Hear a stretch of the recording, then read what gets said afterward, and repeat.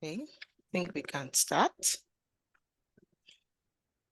Good morning, good afternoon, good evening to you all. Thank you so much for joining today's webinar. Before we start, I would like to call on our president for Africa, Lydia Saloucou. She's our president for Pathfinder International Africa.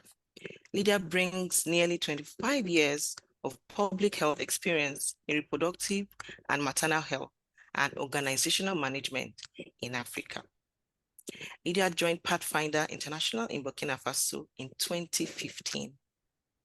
In her early career, Lydia expanded her field experience in sociological research, focusing on the needs of married adolescents and evaluation of how gender issues intersect with family planning and reproductive health.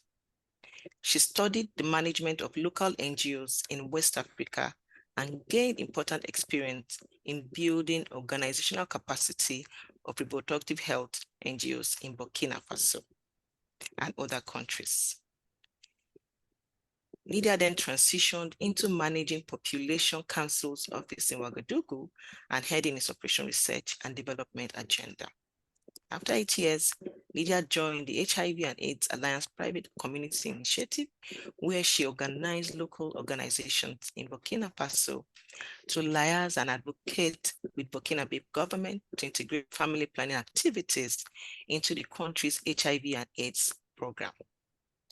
Lydia then took her talents to international stage, moving to Kenya to become the team leader for International Planned Parenthood Federation in West Africa and Central Africa before joining Pathfinder International. I welcome on stage Lydia Saloucou. Over to you, Lydia, for your welcome remarks. Good morning. Thank you, Edirin. Good morning, good afternoon, good evening. I'm really very happy to be here today with you on this special day around women and girls, and this is very important and very close to my heart. Dear government representative of Burkina Faso, Niger, and Nigeria, Dr. Valerie Marcela Zombre, Director of Family Health, Burkina Faso, Ministry of Health, Dr. Harou Issoufa, Director General of Reproductive Health, Niger, Ministry of Health, Mr. Lawrence Anyanwu, Director and Head of Family Planning Branch, Nigeria Ministry of Health, UNFPA Western Central Africa Representative Fu Karen Hobday, the Director of the North, West, and Central Hub, FP 2030, Martin MIGOMBANO, the President, Association des Jeunes Filles pour la Santé de la Reproduction Niger, and Youth Focal Point for Ouagadougou Partnership, FP and FP 2030 in Niger, Abdoulaye, Idani, Kadiatou, representative from the Embassy of Netherlands, SRH advisor, Tessa van Boekholt, and Lydia Tapsoba.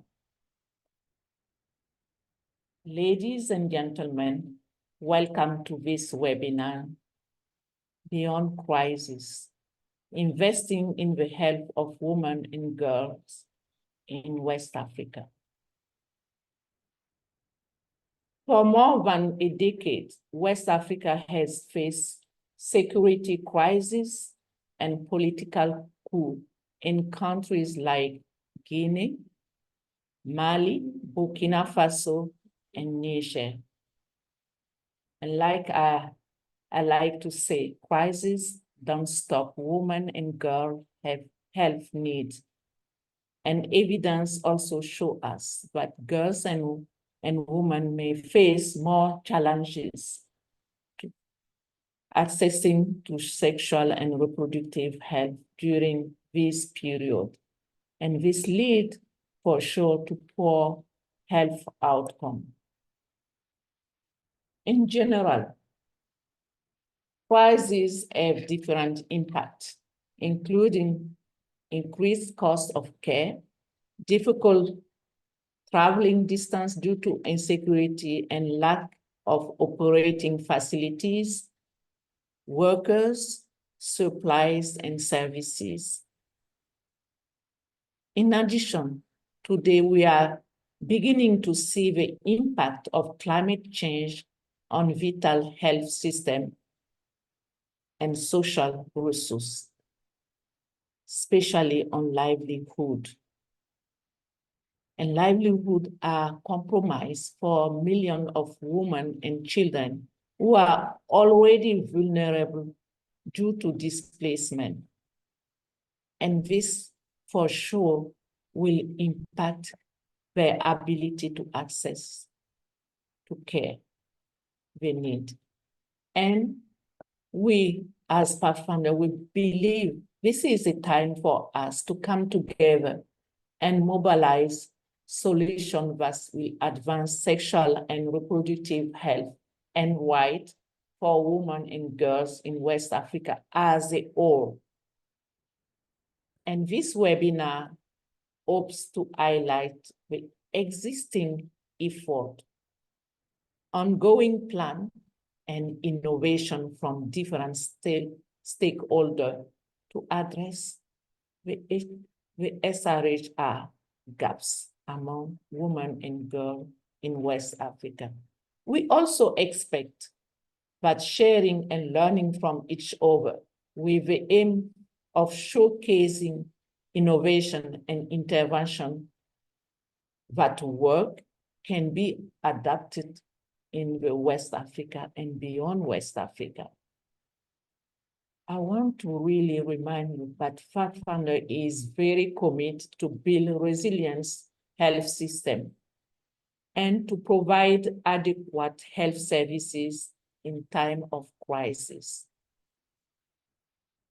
We are building and trying to build with the government and other stakeholders a world where everyone have what they need to be healthy and they are able to live the life they choose. And we are very committed that sexual and reproductive rights are very crucial and key to achieve health for all. This webinar will bring together Ministry of Health officials as panelists from different countries in West Africa, Burkina Faso, Niger, Nigeria, as well key stakeholders from UNFPA, FP 2030, the Embassy of Netherlands, and civil society. This will be discussing opportunity and propose solutions that contribute to the continuity of sexual and reproductive health services in the region. Ladies and gentlemen, I would like to say thank you for joining us, for joining these important events. And these events will be facilitated by Edirin Aderemi, Pathfinder Regional Advocacy Manager. She will lead the panel discussion. And I want now to invite her to take over from here. Thank you so much. Lydia, can you help me confirm if you can hear me? Yes, can hear you. Okay, thank you. Thank you so much, Lydia, for your opening remark. And once again, I want to thank you all for joining this webinar. I would like to mention that this webinar has a mix of French and English speakers. For interpretations, please click on the interpretation icon on the menu bar to select your preferred language channel. This webinar session will reflect on the challenges faced by girls and women in accessing sexual and reproductive health services, especially during humanitarian crisis and the different efforts by stakeholders in addressing them.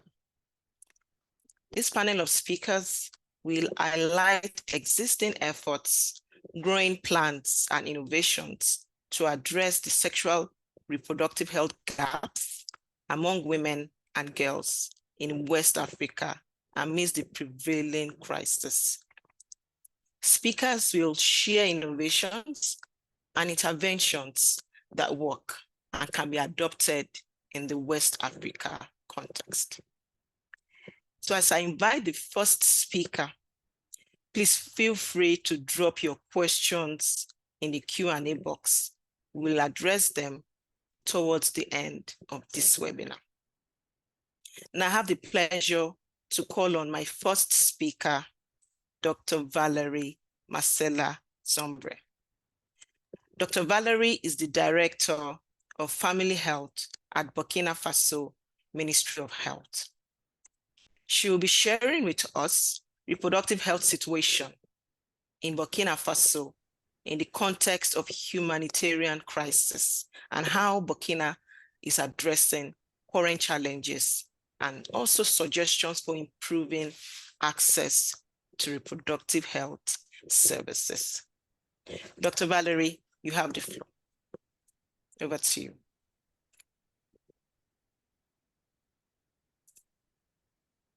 Bonjour tout le monde et merci Madame la Présidente pour la parole.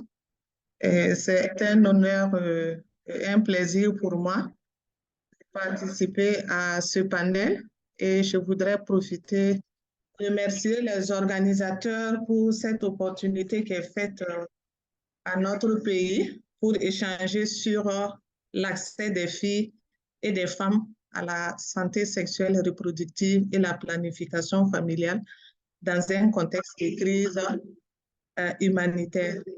Diapo, s'il vous plaît. Donc, pour en tout cas aborder cette communication, voilà, nous vous proposons le plan suivant. Est-ce qu'on peut avoir la diapositive? Donc, en attendant qu'on projette la diapositive, le plan de communication, nous allons dire un mot sur notre contexte et législation et parler des dispositions que nous avons prises pour assurer la continuité des services de SR, planification familiale, et également aussi parler des stratégies que nous avons mises en place pour améliorer l'accès, en tout cas, aux services de santé. Nous allons parler de nos défis et des perspectives. Je ne vois pas la diapo. Est-ce qu'on peut projeter la diapo, s'il vous plaît? Moi, je ne la vois pas. OK. En attendant toujours qu'on projette la diapositive, en termes de contexte, il faut dire que on a choisi de vous donner quelques indicateurs de santé, à savoir la population actuelle du Burkina Faso. Voilà. Donc, on va aller au contexte, la diapositive sur le contexte. Voilà. Donc, voilà, merci beaucoup. Donc, ici, on vous donne une idée de la population du Burkina Faso et c'est des données de 2021. Nous sommes autour de 21 700 000 habitants avec un taux d'accroissement qui est autour de 2,9%. La prévalence contraceptive moderne, c'est de 32% avec un besoin non satisfait de 25,3%. Et il faut dire que ce besoin non satisfait est encore plus marqué dans la période du postpartum. Et l'indice synthétique de fécondité est de 4,4 enfants par femme. Et pour ce qui est des ratios de mortalité, pour la mortalité maternelle, nous sommes de 198 décès pour les 100 000 naissances vivantes. Pour la mortalité néonatale, donc 18 décès pour les 1000 naissances vivantes. Et pour la mortalité infantile, 30 pour les 1000 naissances Et infanto-juvénile, nous sommes autour de 48 pour les 1000 naissances vivantes. Diapo. Et on constate que les indicateurs que j'ai projetés ne sont pas très, très reluisants et nous devons faire un effort pour atteindre les cibles de 2030. Et à ces indicateurs, nous avons le double fardeau, donc le contexte d'insécurité qui entraîne un dysfonctionnement de notre système de santé qui était déjà fragile et cela limite l'accès aux soins de santé primaires suite à la fourniture d'informations sanitaires. Il faut signaler que 19% de nos formations sanitaires sont fermées et cela dans les 10 régions sur les 13. Et également aussi, on note une réduction de l'offre de services dans 17% de ces formations sanitaires. Pour ce qui est de la crise humanitaire, ça a entraîné des déplacements internes et nous avons plus de 2 millions de personnes qui sont déplacées, dont 23,91 femmes figurent parmi ces déplacés internes. Et cela a entraîné une augmentation des cas de violences basées sur le genre et les besoins en santé sexuelle et reproductive. Et notre ministère, nous avons... S'il vous plaît, docteur Valérie, oui. Désolé de vous stopper. Je pense qu'on doit revoir l'interprète. Les deux langues sont en train d'aller ensemble. D'accord, on fait comment? Juste une pause, le temps qu'elle voit à son niveau. D'accord, merci. Désolé. Non, ce n'est pas de votre faute, c'est de l'autre côté. So I'm saying the interpretation, we have both languages at the same time. Like myself, I'm on the French channel, but I can hear French and English at the same time.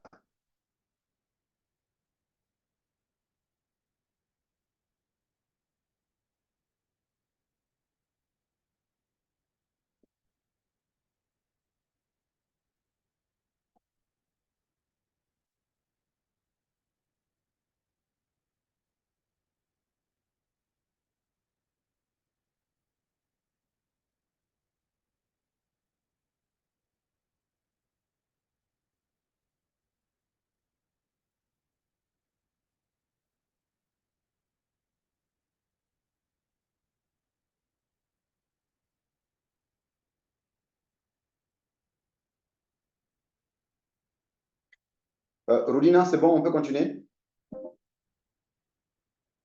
OK. OK, parce qu'on est en train d'entendre les deux voix dans le même canal. OK, docteur Valérie, vous pouvez continuer. Désolé des désagréments. Pas de souci. Donc, merci. Ici, j'avais abordé notre contexte de double fardeau, donc l'insécurité qui a entraîné le fonctionnement à minima et la fermeture des structures de santé, ce qui limite l'accès à la population, et également aussi l'urgence humanitaire qui a entraîné des déplacés internes. Et parmi ces déplacés internes, nous avons 23,91% des femmes. Et tout ce contexte a entraîné une augmentation des cas de violence basés sur le genre et également des besoins en santé sexuelle et reproductive. Et je disais que face à tous ces problèmes, notre ministère a développé des stratégies de résilience pour, en tout cas, assurer la continuité des services essentiels. Donc, diapo.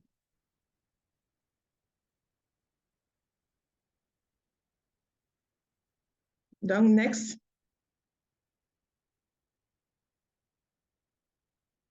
Donc, toujours dans notre contexte, il y a vraiment les modèles de trois états qui persistent toujours. Le premier état qui est dû soit à la méconnaissance des signes de danger ou bien vraiment la prise même de décision au niveau communautaire. Et le deuxième état, c'est en lien avec les moyens de transport et la qualité de nos routes. Et le dernier état, c'est vraiment l'insuffisance des organisations au niveau des services de santé qui entraîne un retard d'administration des soins. Donc, voilà un peu le contexte dans lequel se trouvent nos populations. Et nous allons aborder maintenant les dispositions qui sont prises pour assurer la continuité des services. Next.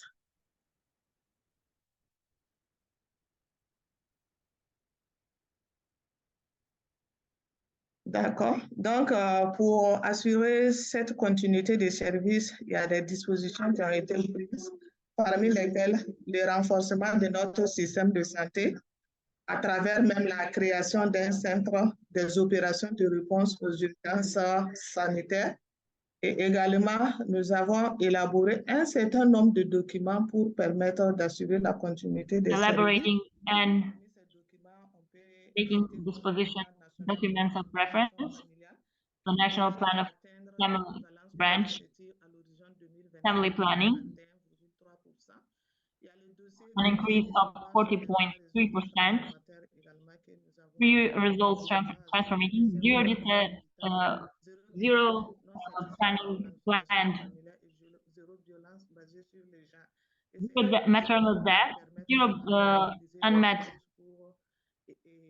needs, zero gender-based violence, directives and guides for the continuity of the services, directives and operational guide, taking charge of SRMNIA. Next.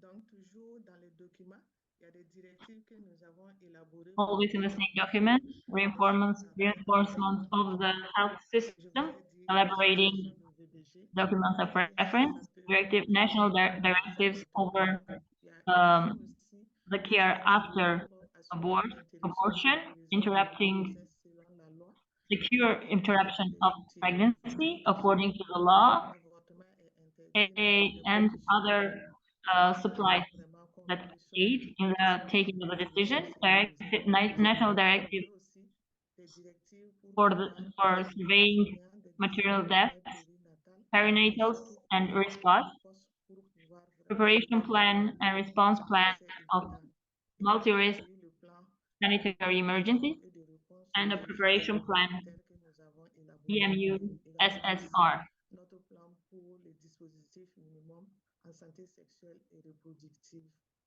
Et diapo. Diapo.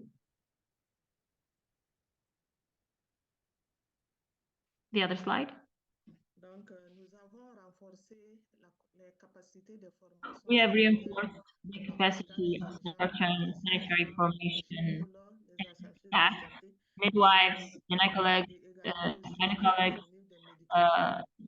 health attaché, psychologs, medicaments, ensemble, kits, packages, etc.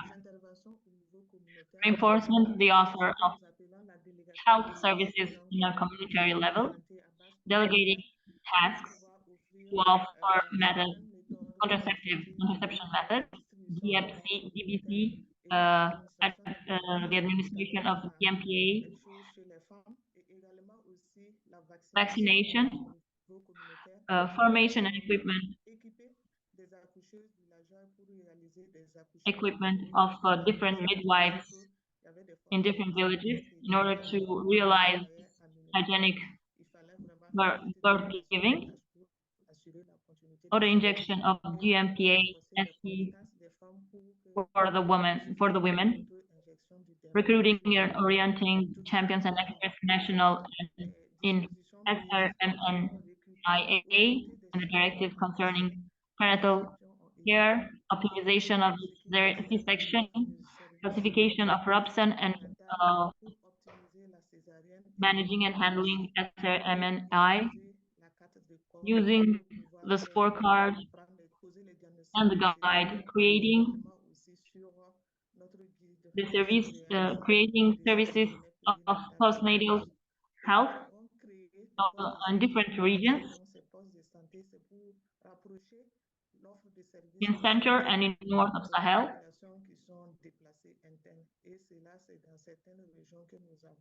Créer ces postes de santé. Donc, diapositive. The other slide.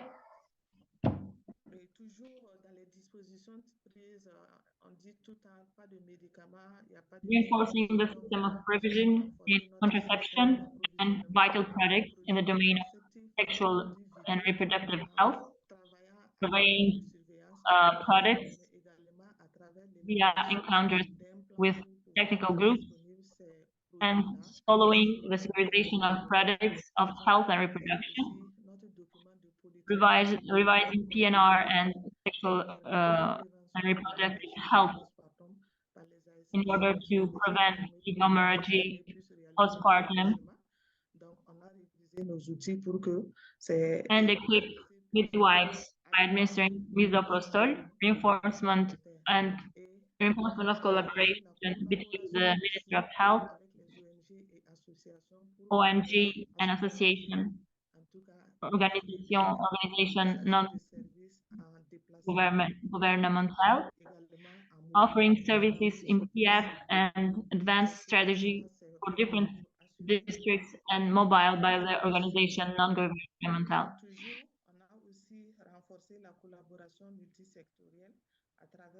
Reinforcing a multi-sectoral collaboration, implementing different clusters which works in order to coordinate with the other sectors of the ministry to improve the conditions of life of the population in different domains, like washing, nutrition, protection,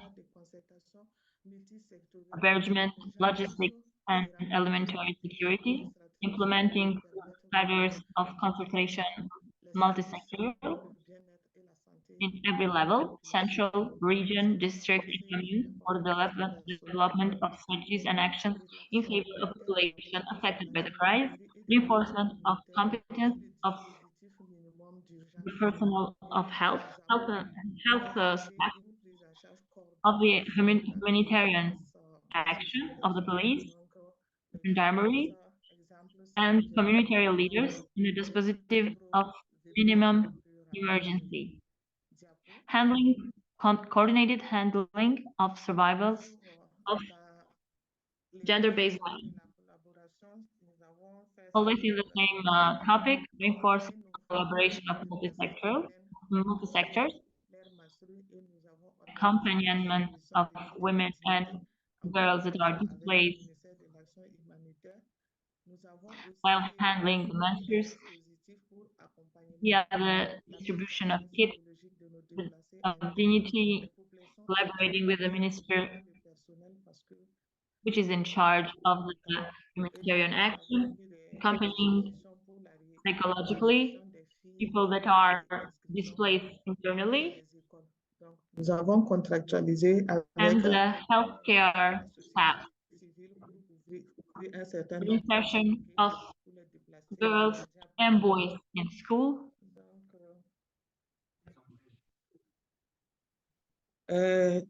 Quelles sont nos stratégies que nous avons mis en place pour pouvoir, en tout cas, mobiliser? These are the strategies that we have implemented and instituted in order to mobilize energy resources, creating a budgetary line which is destined to buy contraceptive products, regular provisioning of the line since 2009 till today, taking measures in order to give free healthcare for women and kids aged less than 5 living in Burkina Faso from 29 April to concerning the elaboration of a plan of mobilization of internal resources. We have a cartography or mapping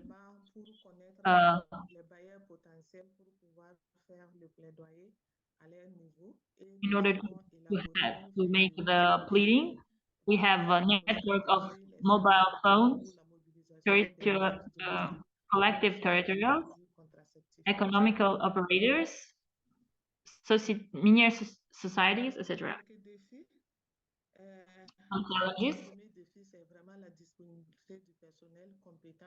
The first challenge is actually the disponibility of competent professional medical staff in quantity and in quality, dynamization of formation workshops, sanitary potential, equipping and giving them the needed supply, medical, technical, in order to handle neonatal emergencies, having access in the information and services of sexual and reproductive health, assuring the continuing of financing in favor of giving these services,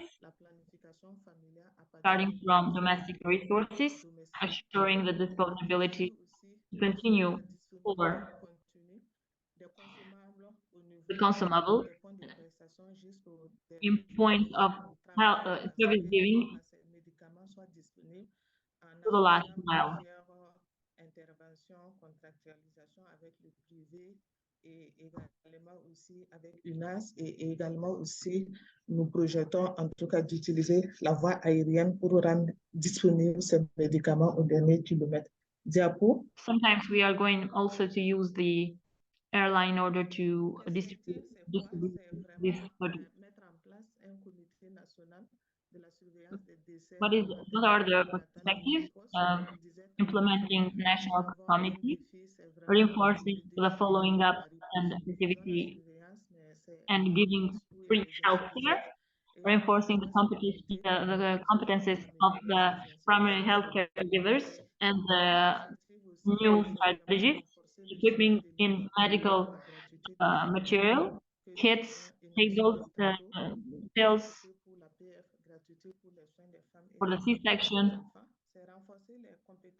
ameliorating the disponibility of contraception products to the point of service givers, primary healthcare givers to the last mile, durable financing, starting from the domestic resources. C'est améliorer la disponibilité des produits contraceptifs et les consommer dans les points de prestation jusqu'au dernier kilomètre, et c'est assurer le financement durable de la planification familiale, la santé reproductive à partir de nos ressources domestiques. Je pense que nous sommes au terme de notre communication. Nous vous remercions pour votre écoute attentive. I think we are at the end of our communication. I wanted to thank you very much.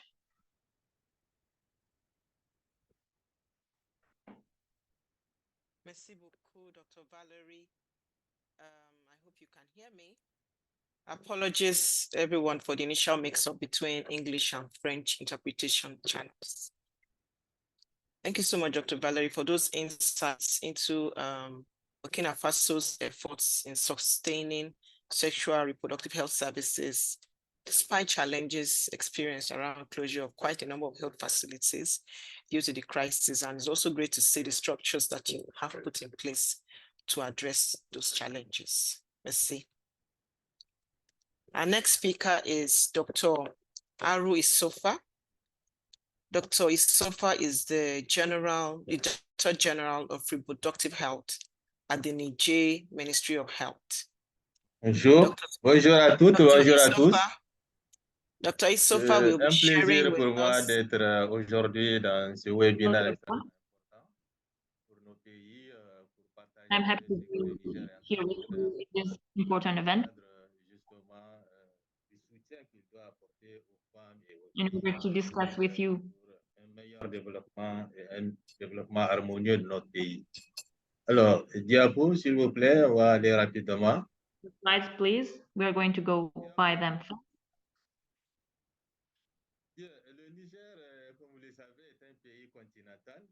Niger, as you all know, is a continental country located in the heart of West Africa, with a surface of 200,000 kilometers.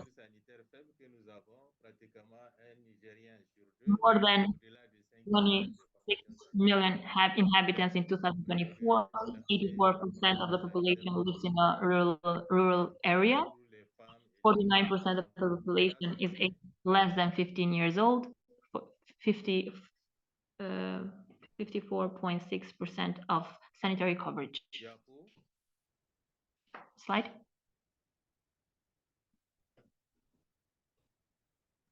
Alors, il faut le rappeler également, notre pays ces dernières années a été, en tout cas, a subi différents chocs. Les chocs, vous les connaissez, que ce soit les inondations qui sont récurrentes dans notre pays et qui entraînent...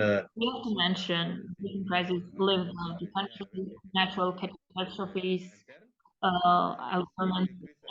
drought, floods, and elementary insecurity, sanitary crisis, diverse local epidemics like meningitis, cholera, measles, and the COVID-19 pandemic. Security crisis, terrorist attack of Boko Haram in West, jihadist attacks in the West and in North, banditism, armed banditism in the South area bordering with Nigeria, unedited sanctions remain related to the political situation, insufficient disponibility of medicaments of vital importance, reactive and other products of health. Nous sommes sous sanctions inédites et inhumaines également, qui impactent véritablement notre pays. Et donc, du point de vue sanitaire, nous avons beaucoup, effectivement, de défis. Je relève seulement, par exemple, une insuffisance dans la disponibilité des médicaments.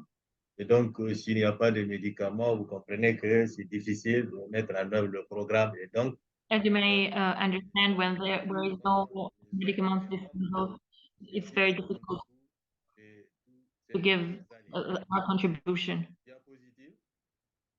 Slide. Alors, ceci, comme je l'ai dit, ça a des effets. Pour ce qui est des catastrophes naturelles, et particulièrement chez les femmes, les enfants. I already told you that they are in different crises that are lived by the country. For example, the crisis being the natural catastrophe like drought, floods and famine. The effects over the population are isolation of the population, geographical displacement of the population, penetration of poverty in women and in families, alimentary insecurity, effects over the women, the children, and the teens, young teens. Slide. Oui. Alors, les crises sanitaires ne vont pas revenir sur le même impact. Pratiquement, vous savez, avec les crises sanitary crisis, we are not going to have the same effect. Et qui impactent justement certains indicateurs maternels. Feminine poverty. Et vous le savez aussi, cette crise invest on impacté quand même le quintile économique, particulièrement chez les all in the demand of care, healthcare, all in the indicators of maternal and child indicators, more risk in the contamination. It's not easy to get access in prevention and contraception method. All in the frequentation of sanitary formations. Slide. Alors, par rapport aux crises sanitaires, on va relever, c'est la même situation qu'on connaît depuis un certain temps dans nos pays. Et ce sont les différents... For a while now, we understand that the security crisis, such as terrorist attacks in the north, in the west, from the jihadists, in the east, Boko Haram, we have the armed banditism in the zone from the south, bordering with Nigeria. We have as effect over the population, physical violence, murders, destruction of the habitats of the homes, of the farmland, and also of the livestock, displacement of the population, and rapture of medications and other interests. Slide. Vous savez, ça a été exacerbé par les sanctions récentes qui sont toujours en vigueur. Alors, qu'est-ce que le Niger fait pour continuer quand même à résister, à investir dans la santé des femmes et des filles? Eh bien, puisque c'est un droit universel. What is Niger doing in order to invest in the health of women and young girls, regardless of the crisis, since it does continue to protect human rights of women and young girls in general and their particular right to health care? Niger has ratified the Universal Declaration of Human Rights of 1948, the Convention of the Elimination of Every Form of Discrimination regarding women from 1979. Slide. Nous sommes souscrits à l'engagement, comme vous le savez, et nous sommes soucieux qu'il faut forcément investir dans la santé de la femme parce qu'elle constitue, comme vous le voyez, 50%. C'est l'autre moitié de la population. On ne saurait donc avoir un développement harmonieux. We have to invest in women health care because as you may tell, half of the population is women, 50.30% in 2024 are women. Et comme je le disais, comme nous avons également des engagements, nous nous sommes inscrits dans l'agenda, bien sûr. As I was saying, we are registered in the agenda. Slide, please. Également, nous sommes en train de partir vers la... Yeah, we are part of the Universal Sanitary Coverage for All, the Agenda 2063 of the African Union, and the ODD in 2030. So Niger has taken international engagement. Slide. Alors, le Niger, comme pour apporter des réponses justement à cette question de santé des femmes et filles, nous avons un certain In nombre... order to respond to this question, that what has Niger done to invest in this health of women and girls, it has adopted and implemented multiple politics and strategies in order to protect the health of women and young girls. For example, the national politic of health, the politic of nutrition, the plan of development, economical and social development, the plan of sanitary and social development, the plan of action national, the National Action Plan budgetized for the family planning, and the National Strategy of Prevention and Response of Gender-Based Violence in Niger, from 2017 to 2021. Depuis le niveau communautaire jusqu'aux grandes interventions pour nous permettre... These strategies go from the level of the community to the level of the region. Selon la dernière enquête 2021. Nous avons également une stratégie nationale de prévention et de réponse aux violences basées sur les genres 2017-2021 qu'on a évalué avec donc tous les chocs que j'avais évoqués tantôt. Donc, il est tout à fait loisible et logique d'avoir un instrument, une stratégie pour adresser tous ces défis. Diapositive, s'il vous plaît. Important to have all the strategies to face the challenges. En avant, s'il vous plaît. Yes, oui.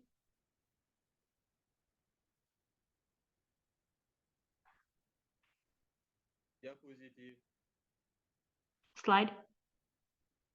Alors, vous voyez, les indicateurs, ils ne sont pas très réjouissants quand on regarde dans notre pays. La dernière enquête, je le disais tantôt. Concerning our country, sanitary and social economic indicators related to the feminine population are not great.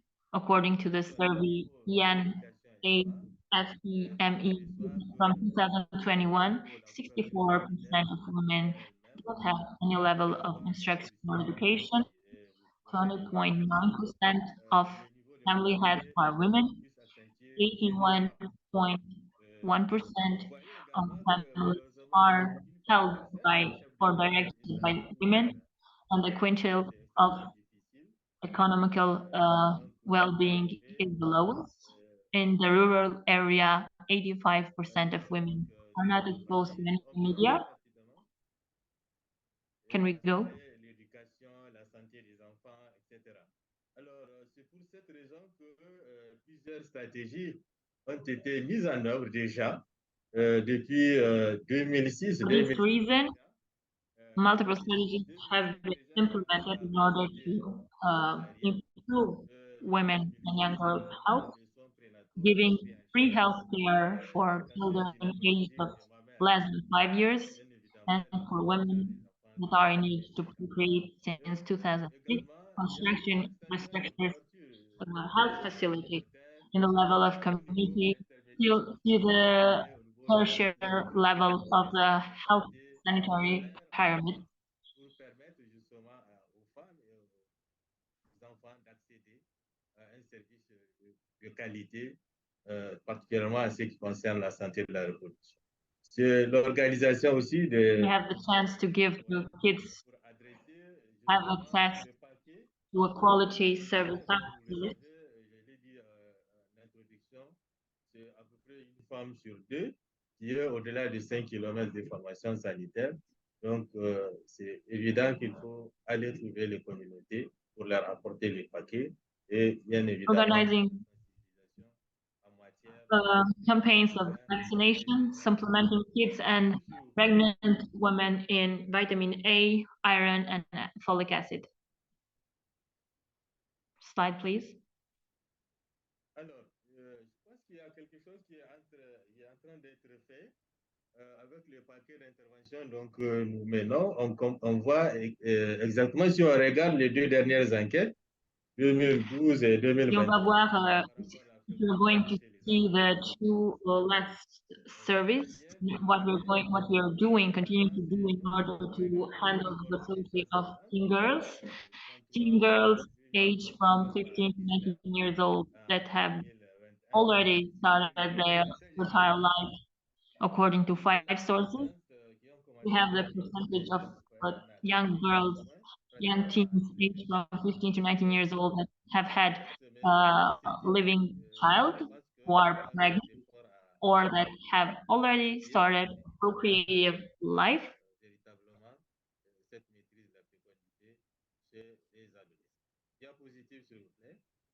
Slide, please.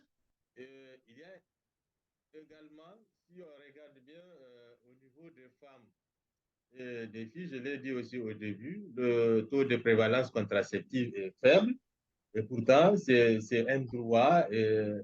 I already stated in the beginning that contraception for women and young girls is a human right, and we must continue to offer this to women and to young girls. Modern methods of contraception in order to adapt to their needs, to reduce this regional disparities. Slide, please. Donc, c'est ce que je disais tout à l'heure, si on regarde un peu, par exemple, la région des Indes, toujours selon la... It's what I just stated. We must reduce regional disparities regarding contraceptive prevalence. In this graphic, we can see the percentage of women aged from 15 to 49 years using a modern contraceptive method.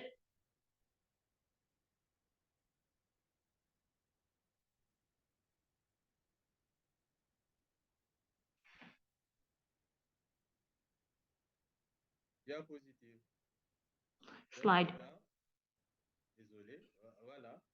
Oui, on doit continuer à offrir des soins de qualité, puisque, comme vous le voyez, c'est vrai, il y a des efforts qui We're sont... going to continue to offer quality services in order to improve the ratio of achievement of SCN and the ratio of birth giving assisted by a qualified healthcare staff, and give also postpartum postnatal care. The result of the survey from 2021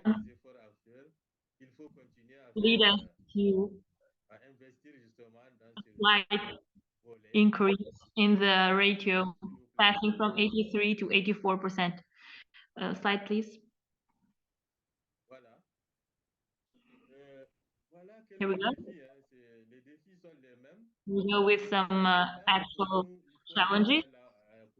They are the same, assuring the universal central coverage, assuring the security of women and young girls to have a better access in healthcare, offering care and services for the reproduction to the population that are displaced or refugees, assuring the permanent disponibility and security to plus en plus de déplacés et de réfugiés dans nos pays.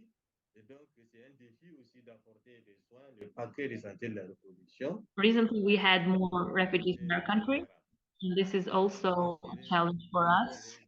This is a part of the population that are vulnerable. We are sure to the last mile to give this access to sexual and reproductive healthcare. Slide. Concerning the perspective, what are we trying to do? Scaling the excellence model of integrated services, offering the complete package of SPM in the FOSA, reinforcing the capacity of doctors in regulation of genital issues in females via surgery, reinforcing the capacity of healthcare givers, following the approach of competence, mentoring and tutoring, institute, implementing mobile laboratories for human health, creating refugee camps with multifunctional centers, y compris des laboratoires mobiles de santé humaine pour accompagner le paquet justement de la santé de la reproduction que les équipes mobiles vont pouvoir dispenser. Et bien évidemment, la création aussi des centres, nous avons des centres multifonctionnels au niveau des camps de réfugiés. Nous avons also multifunctional centers. Donc, vous comprenez qu'il faut des structures de façon permanente. You understand that we need the multifunctional centers because we have a very large population. Slide, please. Alors, il faut effectivement faire l'extension de la couverture en sous-nu, les soins obstétricaux et néonatales d'urgence. We must revitalize and construct structures and facilities and extend their coverage, reinforcing the capacity to offer quality self-care, quality healthcare, centered in the needs of the clients, men and women understanding needs, reinforcement of the reference system and against reference for the obstetrical emergencies. You have 30 seconds, sir. Oui, je suis en train de terminer. La prochaine dia, c'est un peu la diapo. Slide. Diapo, s'il vous plaît. Voilà. Voilà, j'avais parlé déjà du déploiement des équipes mobiles. Et l'autre chose, c'est d'intégrer quand même la variable genre dans nos planifications, dans nos programmes. Tout à l'heure, j'avais montré les différents documents stratégiques et nous sommes dans cette lancée. Et la création également des systèmes d'alerte proposés au niveau communautaire, et justement pour permettre d'identifier et surtout de prévenir les violences basées sur les gens. Diapositive. Pour finir. In order to finish, we have a slide.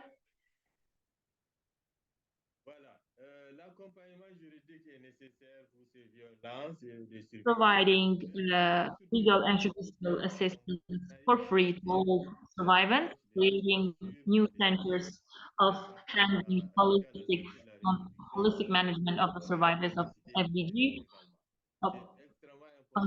consolidation of the approach takes place in order to give more to give long-lasting services to young girls, unitary dialogues, discussions, in order to imply direct unitary communication.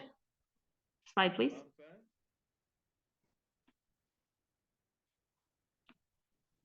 At last.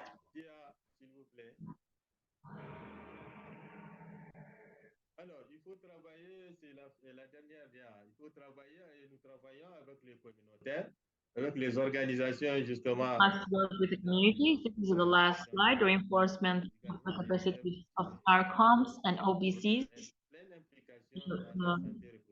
understanding the signs of danger, organizing in order to follow pregnant wife. Thank you for your attention. Thank you very much.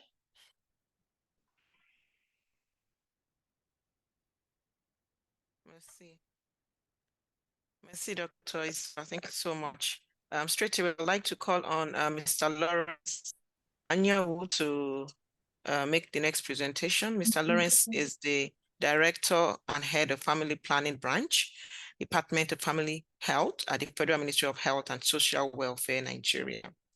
Over to you, Mr. Lawrence. Please be concise so we can have time for other presenters. Thank you so much, sir. Over to you. Okay, I'll try.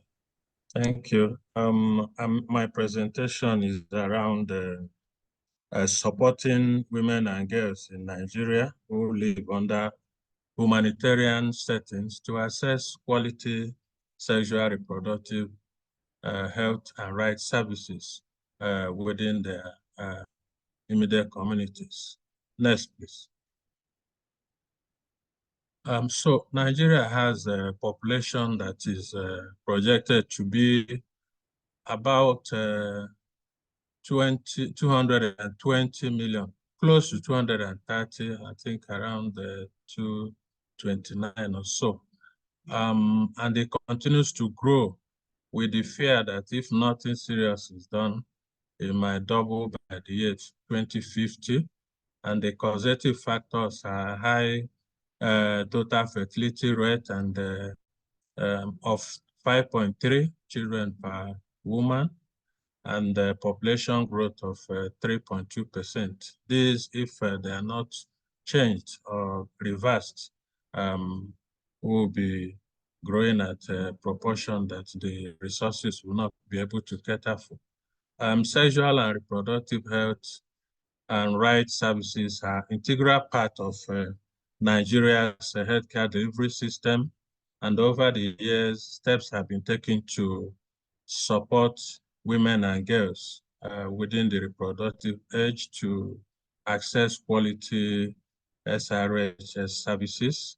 And the indices emanating from such services, such programming are laid out here. Modern contraceptive prevalence rate presently stand at 12%. That's by virtue of the National Demographic and Health Survey of 2018. And we are targeting 20% MCPR by 2030. Meanwhile, there's ongoing work around the 2023 NDHS report. So we might be having a new set of indices very soon. Unmet need for family planning stands at 48% among sexually active unmarried women. That's young girls, and then 19% for currently married women. All these are high, and means that we have a lot of work to do. Also, by the age of 15, over 24% of adolescents have had their first sexual intercourse, while at 18 years, about 54% have had sexual intercourse. Next, please.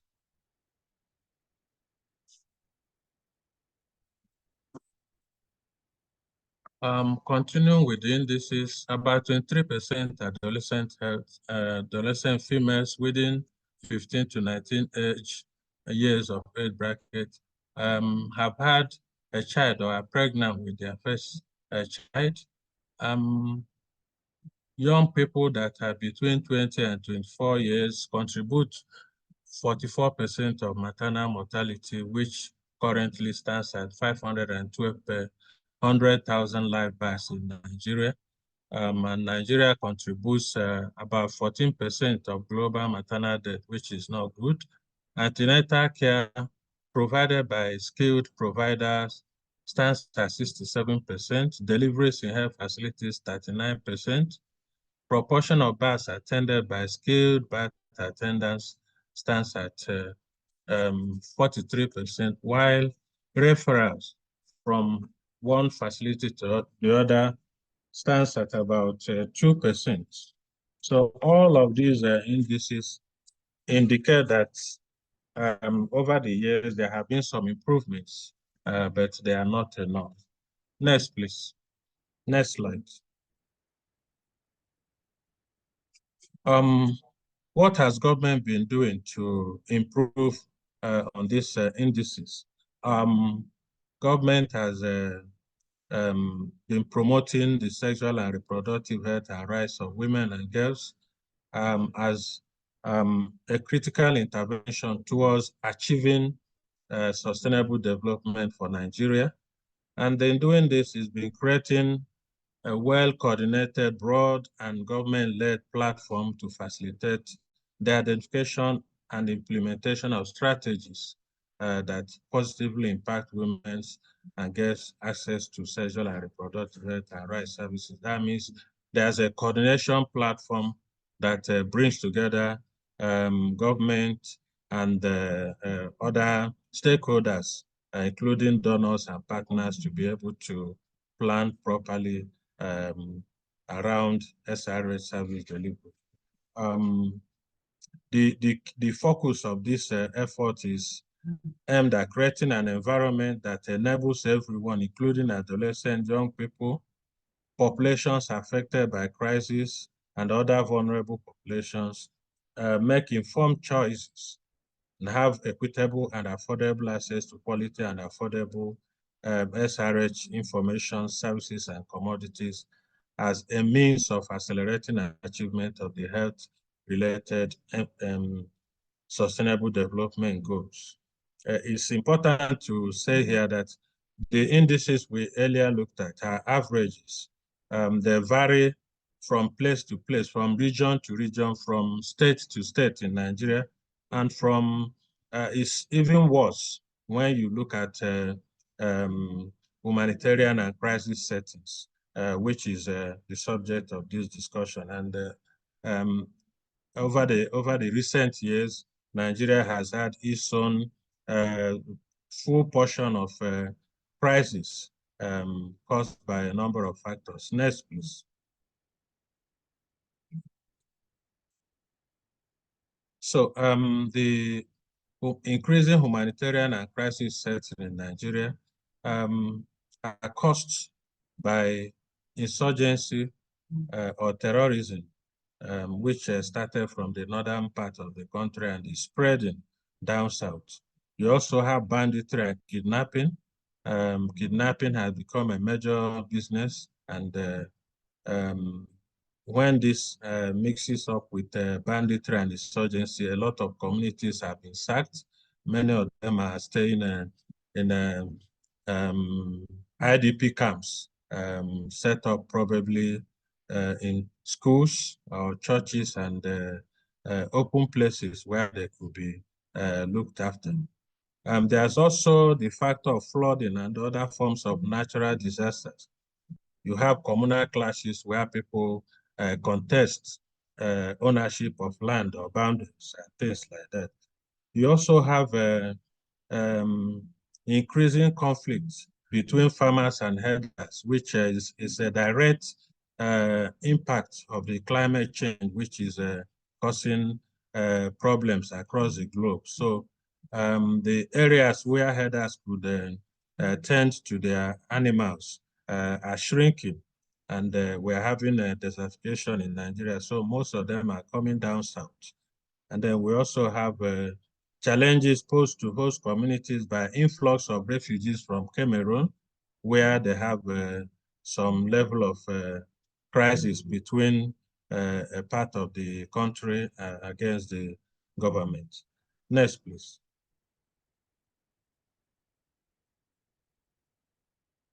So having looked at all of this and taking cognizance of the fact that some of the interventions implemented in the past have yielded moderate results, and focusing on the need to scale up delivery of services to the generality of women and girls, and particularly to those that are living in hard-to-reach areas, as well as those within humanitarian and crisis settings.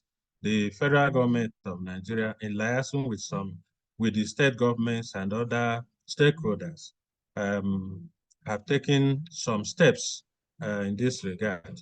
The federal government has created Federal Ministry of Humanitarian Affairs and Disaster Management for the purpose of addressing the needs that usually arise when under these circumstances. And part of the responsibilities of this ministry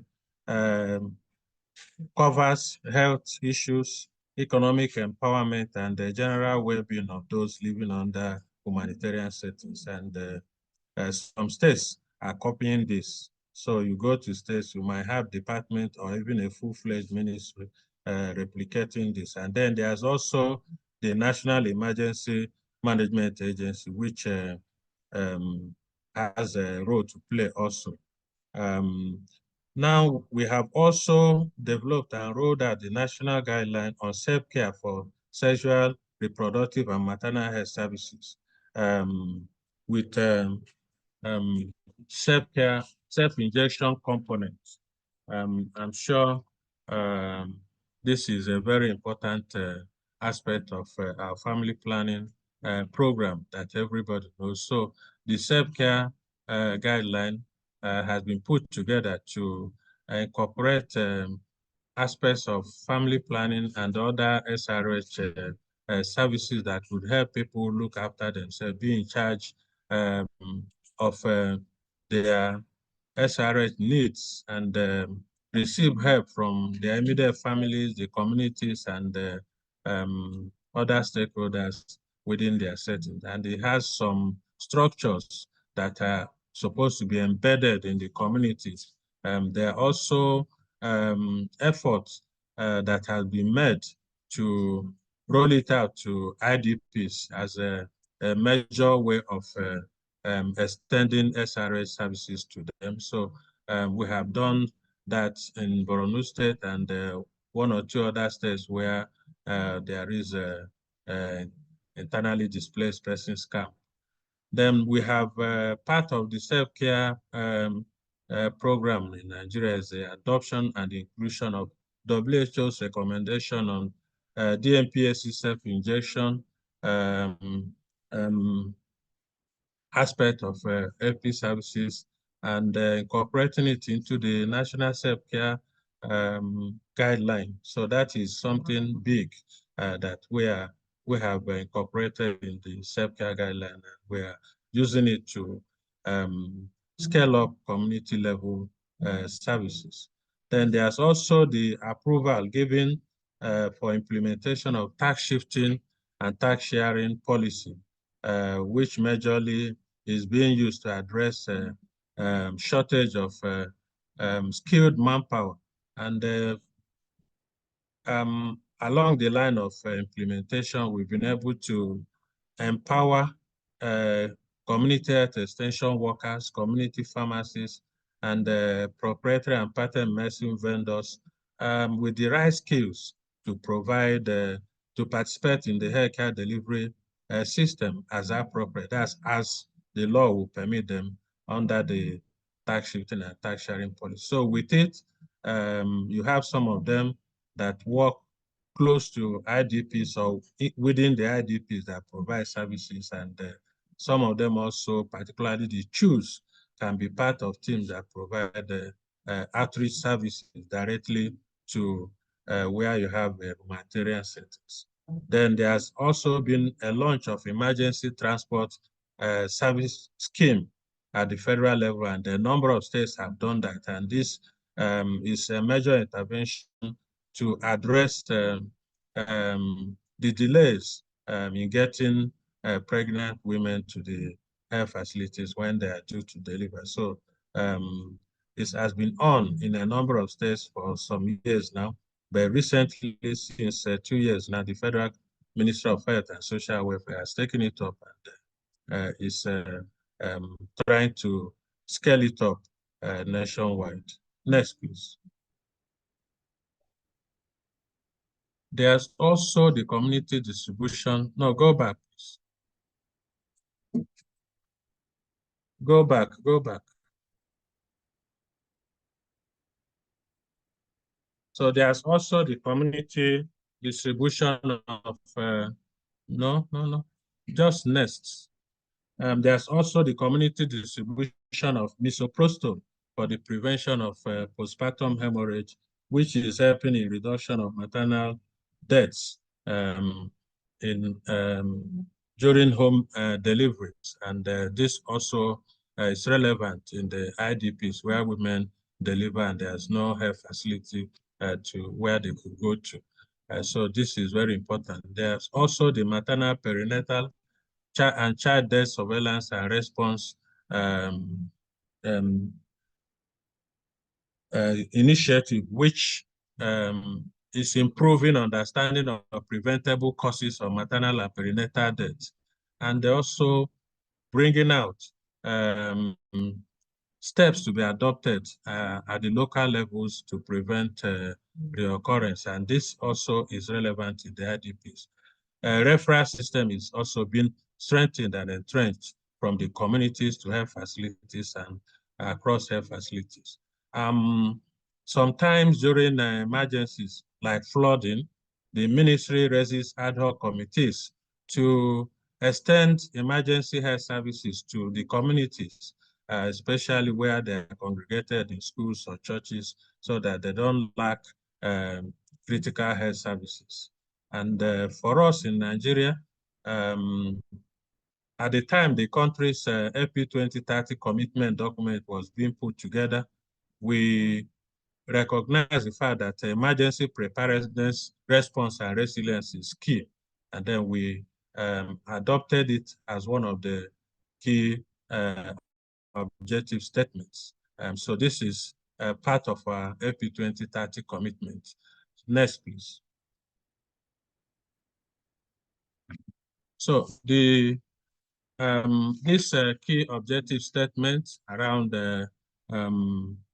emergencies and crisis settings, stakeholders came together to put it, to make it an integral part of the commitment document, and they agreed on some strategies to be implemented. And the first one is ensure that SRH is fully integrated, adequately costed, and financed in multi-stakeholder national emergency preparedness, response, and resilience plans. So we have to ensure that we have emergency preparedness embedded in our various plans. Then strengthen national, state, and AGA capacities for implementing the minimum initial service package for RH in emergency situation, and use the preparedness toolkit for SRH care in emergencies.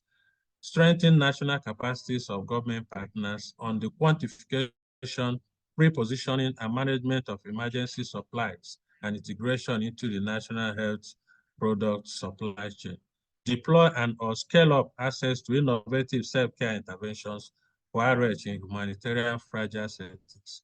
Strengthen coordination, collaboration, and partnership at the 3 levels of healthcare in Nigeria, and ensure that community-based mechanisms are included. Establish a national monitoring and accountability mechanism for implementation of sustainable systems at national, state, and local levels to respond to SRH needs of all citizens, including those in crisis settings. Next, please.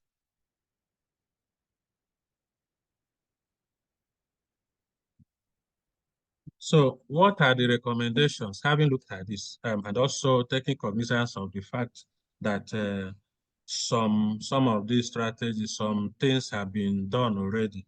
So looking forward, what are we recommending? So the first one please go to the next slide. You can continue, The first Mr. Lawrence. recommendation. You have 30 seconds, sir. The first recommendation is we need to ensure that essential commodities for self-care are integrated, are aggregated and included in the package of commodity support that WAHO is managing presently, and ensure that all member countries benefit. Without commodities, it will be difficult to satisfy the needs of everyone. And WAHO should also, what I'm saying in essence is that this initiative we should find a way of just using WAHO as a rallying point to organize the member countries so that it can be more effective. WAHO should strengthen engagement with member countries and advocate for increased domestic funding for SRH programs. Then there should be study tours and other exchange programs which should be encouraged among member countries to integrate special interventions for possible adoption as good practice. Sustain policy on free LP service as we have it in Nigeria, and extend it to other SRH commodities and services, and in the long run ensure that it is covered as part of each country's insurance scheme. Support development, review, and the implementation of policies and guidelines to promote interventions around demand generation and uptake of SRH services, including outreach services, mobilization, community mobilization, and enlightenment. And finally, WAHO and member countries should adopt or adapt and support implementation of this objective statement around the humanitarian setting, which is embedded in Nigeria's AP 2030 commitment. And I think we should also, as a sub-region, maybe start thinking of working towards regional manufacturing of SRH commodities, especially family planning commodities in one of the countries, so that supply chain hiccups will be reduced during health emergencies like we experienced during COVID pandemic. I think this should be all. Thank you very much. And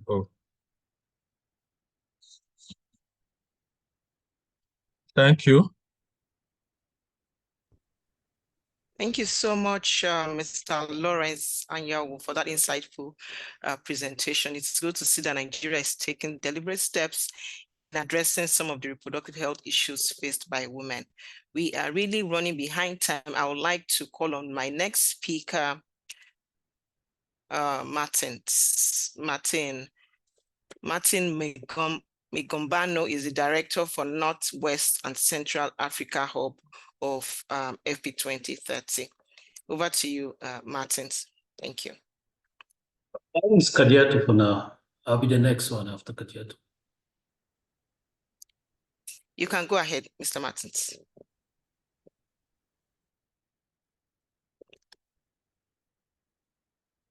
Okay. Apologies. I was saying it's not Martin now, it's Kadiatou. Okay, apologies, Mr. Martin. So our next speaker is Kadiatou Idani. Kadiatou Idani is the President Association of Young Girls for Reproductive Health, Niger. She's also the youth focal point for Ouagadougou Partnership and FP 2030 in Niger.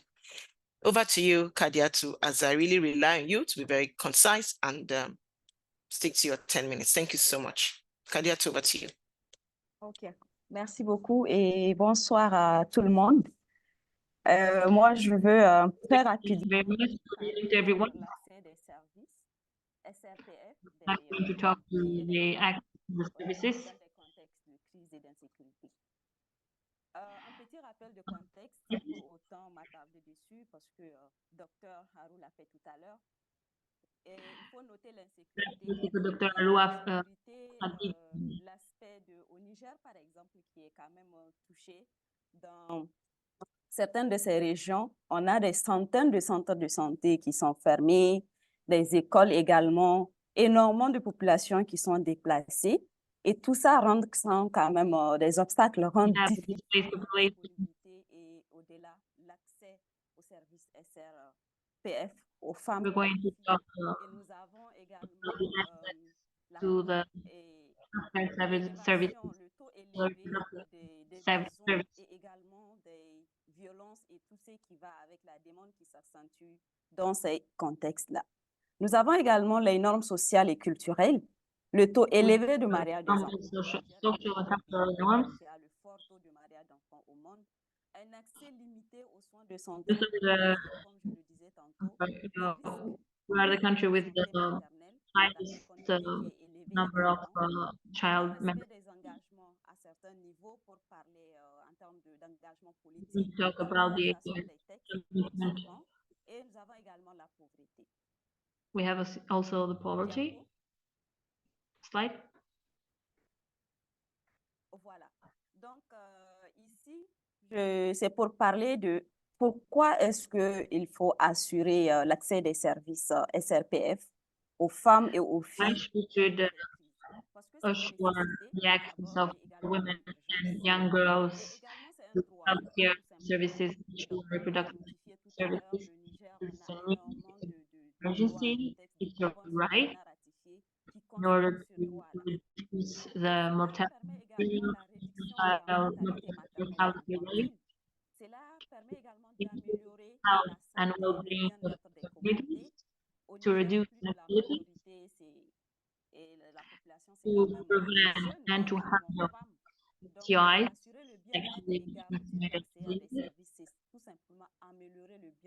to increase the economic productivity, and to reduce poverty. En termes d'accès aux soins de santé, mais également en termes d'accès à des opportunités pour les femmes et les filles. Quand elles sont bien, quand elles ont accès à des services de planification familiale, elles pourront vraiment gérer leur carrière professionnelle, gérer leur travail et réduire surtout tout ce qui est inégalité d'opportunités, d'accès à des emplois. Et également, ça sera une prévention et une prise en charge des maladies sexuellement transmissibles. On aura également une augmentation de la productivité économique et la réduction de la pauvreté, parce que c'est également un coût. Si tout le temps, il faudrait investir sur des conséquences, ça fait un coût. Quand la prévention est là, l'investissement va servir à autre chose.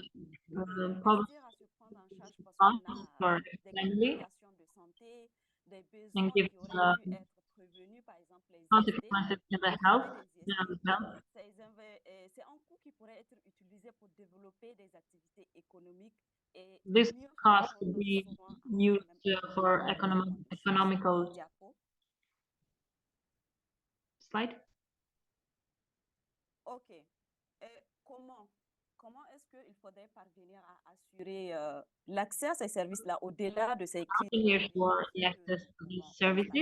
Il faudrait un engagement politique fort et assumé. C'est très we have to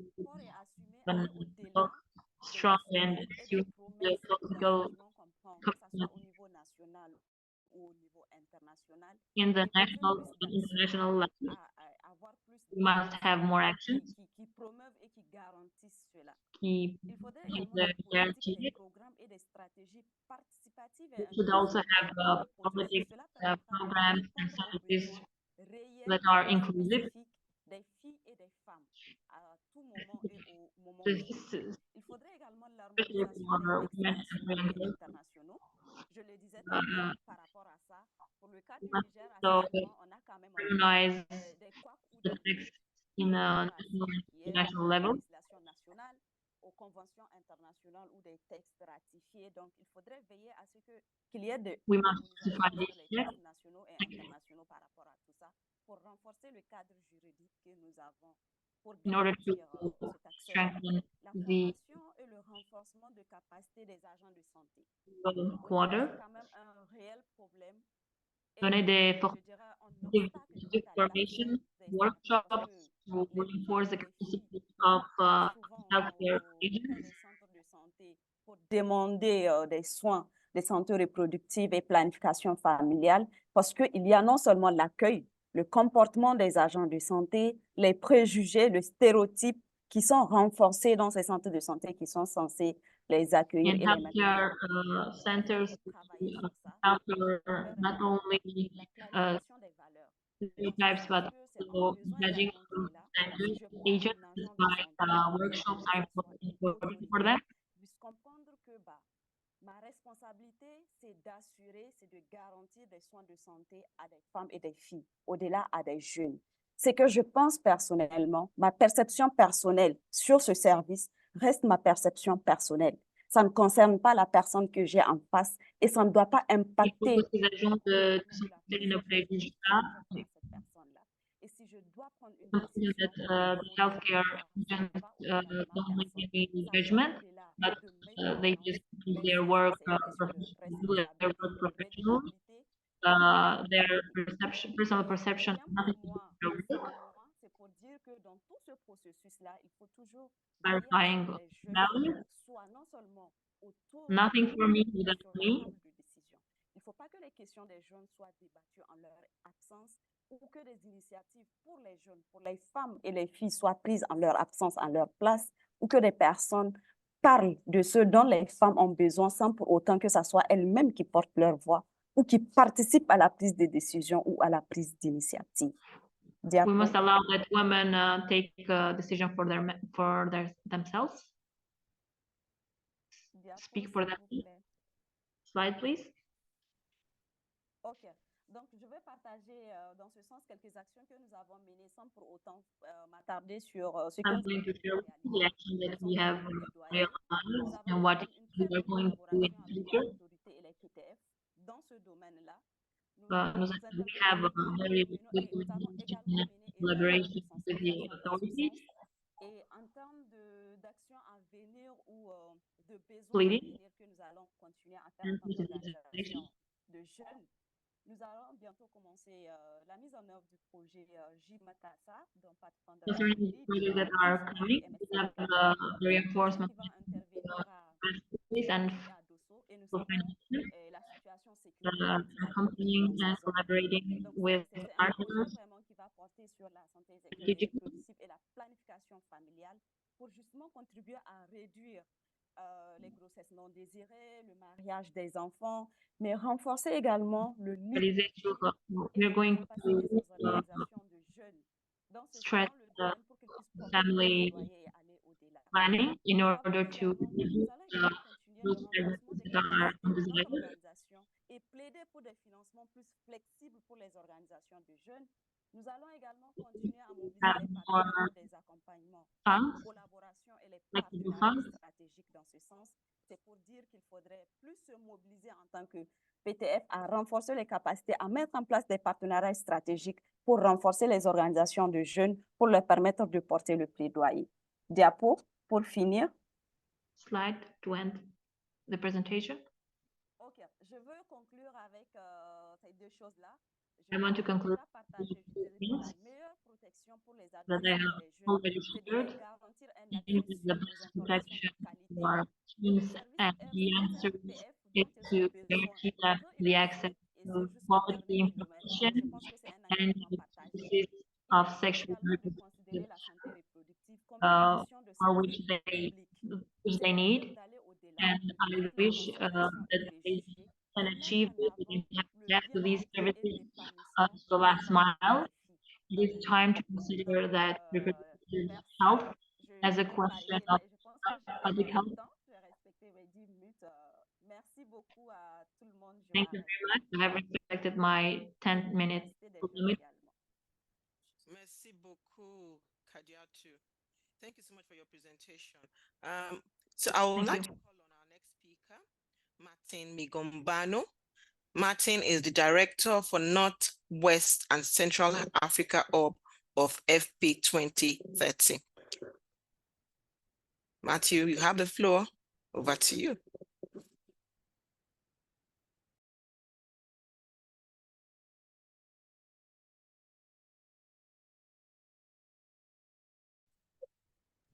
Matthew, you're on mute if you are speaking. Okay. Can I start?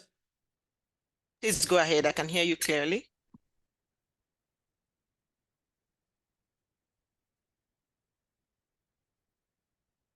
You can start, Martin. Okay, fantastic. Thank you so much. Je vais faire ma présentation en français. Je profite d'abord pour saluer un peu tous les do my presentation in French. Et aussi mes collègues panélistes. J'en profite pour remercier aussi les organisateurs pour ce webinaire et de nous avoir associés en tant qu'FPI 2030 dans une région où les crises sont multiples, les conflits, mais aussi I'd like to thank the organizers and the other panelists. de la population. Comme vous le savez, c'est assez compliqué pour une femme de pouvoir bouger ou marcher plusieurs kilomètres à la suite d'une crise, avec à sa tête ses bagages, mais aussi à son dos un ou plusieurs enfants, sans oublier celui qu'il porte dans son ventre. La vulnérabilité de cette femme ne fera qu'augmenter. Talk about the reality that is very difficult for a woman who is pregnant and who has have other kids behind her kilometers in order to get auprès des décideurs, auprès des gouvernements. C'est le seul partenariat au niveau mondial qui s'occupe de la planification. FP 2030 is the only partner in the whole world that is focused in family planning, with more than 30 governments in the world that have taken engagement and commitment towards FP 2030. Le fait que nous avons plusieurs bureaux régionaux et des bureaux régionaux pour l'Afrique de l'Ouest, du Nord et du Centre se retrouvent au niveau du Nigeria. Ici à Abuja, dont je vous parle.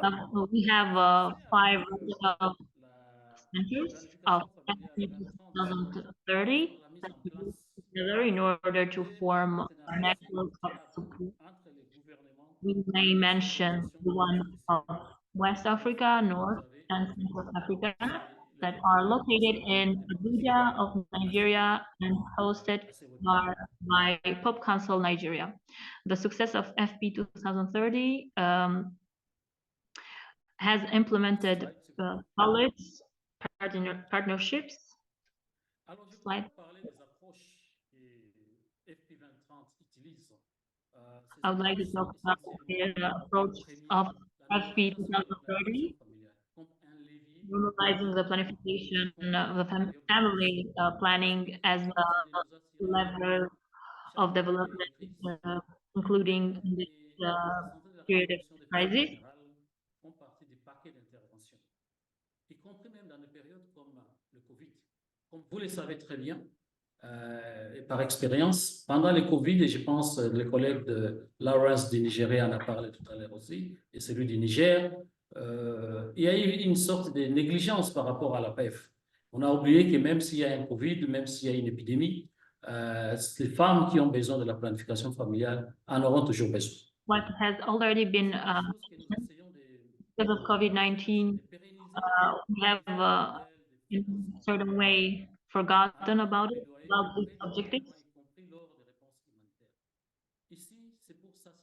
Obtaining different models of financement and pleading governmental loans, including that of the humanitarian response. La préparation et la réponse humanitaire. C'est de ça dont nous sommes en train de parler.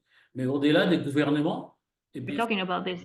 L'action nationale budgétisée, on veut s'assurer que la planification familiale en période d'urgence est aussi financée, ou en tout cas, il y a une provision de financement qui est en train d'être faite. Mais aussi focus on financing family planning. Humanitaire de USAID, c'est de s'assurer aussi que lorsqu'ils financent des interventions en situation de crise, qu'ils s'assurent qu'il y a la PF qui est intégrée là-dedans.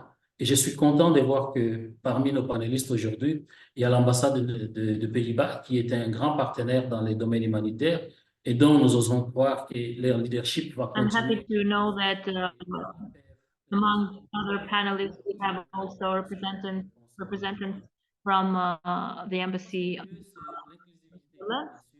our partner. Les réfugiés, les inclusivity, not leaving anyone behind, ensuring that displaced persons and refugees are included in the development and the deployment of humanitarian assistance. et à nous aider à prendre les bonnes décisions par rapport à cette crise, et notamment dans les domaines de la santé, de la reproduction, y compris de la planification familiale. Slides. Notre point de départ, ça reste les engagements.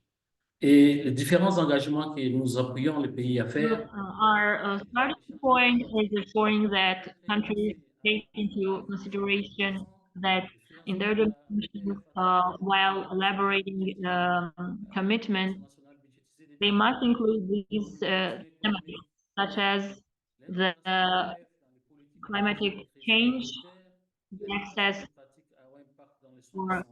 for youngsters and kids, financement via PMDA, PAND, the authentication economical of women, integrating politics and action in cases of humanitarian crisis, integrating practice in with high impact in the primary healthcare services.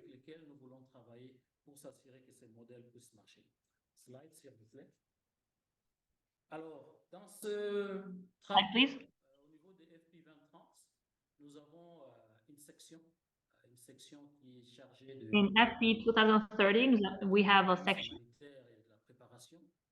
concerning the preparation and the response concerning humanitarian emergency response,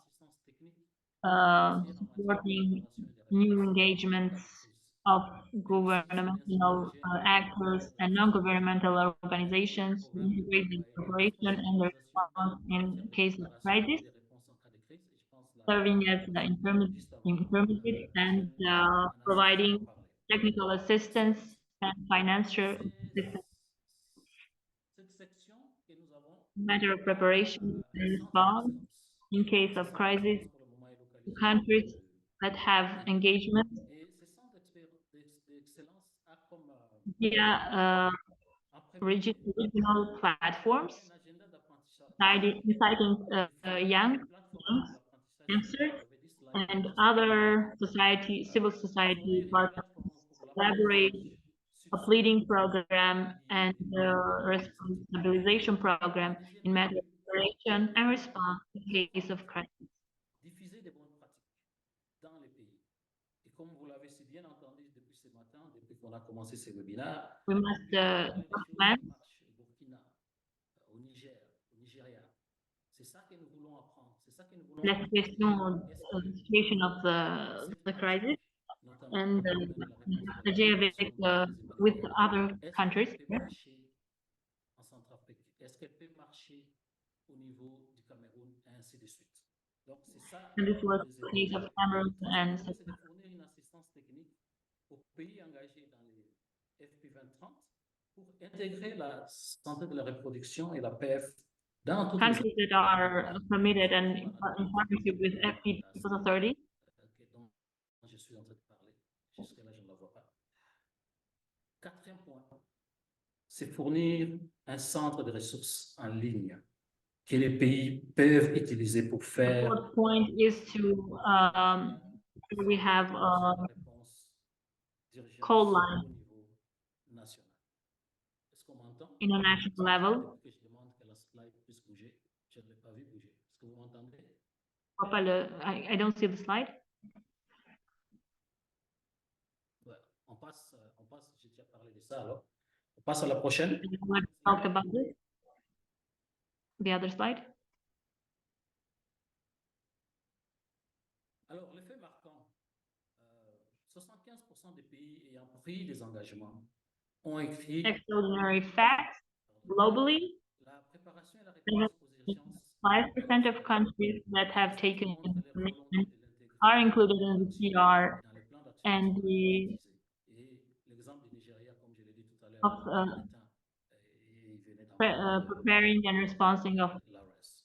emergency in crisis and their commitment has shown their will to integrate them in their action plan and budgetized action national plan. Starting from the month of November 2030, it's engaged with other countries. Yeah, a series of calls for socializations and strategy with interested countries, identification of partners, key partners in matter of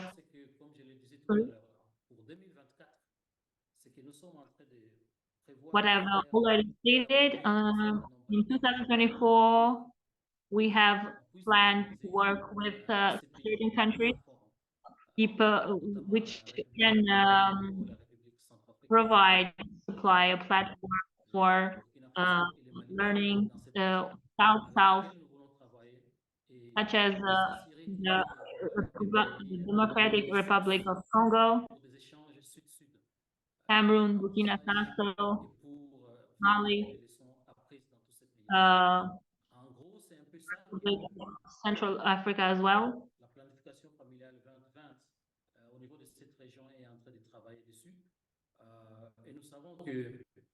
We're already working on a plan for family planning.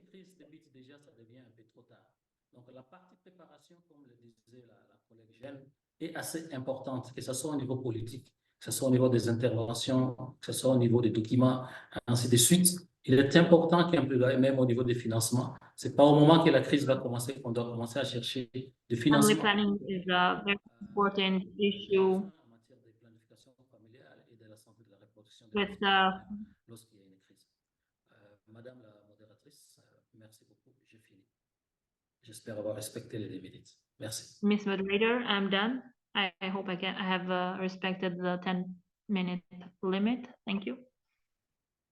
Can you confirm, Dr. Martins, can you confirm if you can hear me? Yes, I can hear you. Okay, thank you so much, Dr. Martin, for taking us through FP 2030 and how you're supporting country governments. I'm still checking, can we have Tessa and Lydia from the Embassy of Netherlands? Are you still on? I know we are behind time. I want to sincerely apologize to our participants and also to panelists. I'd like to call on our next speaker, Lydia and Tessa. Lydia Tapsuba is the Sexual Reproductive Rights and Gender Advisor for Embassy of Netherlands in Burkina Faso, and Tessa is the Sexual and Reproductive Health Advisor for Embassy of Netherlands in Niger. Lydia and Tessa, over to you. Thank you. I hope you can hear me.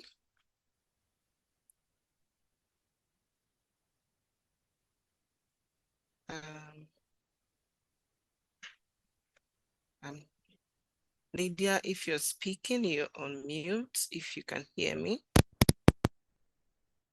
Thank you. Thank you. Apologies, Lydia. Over to you.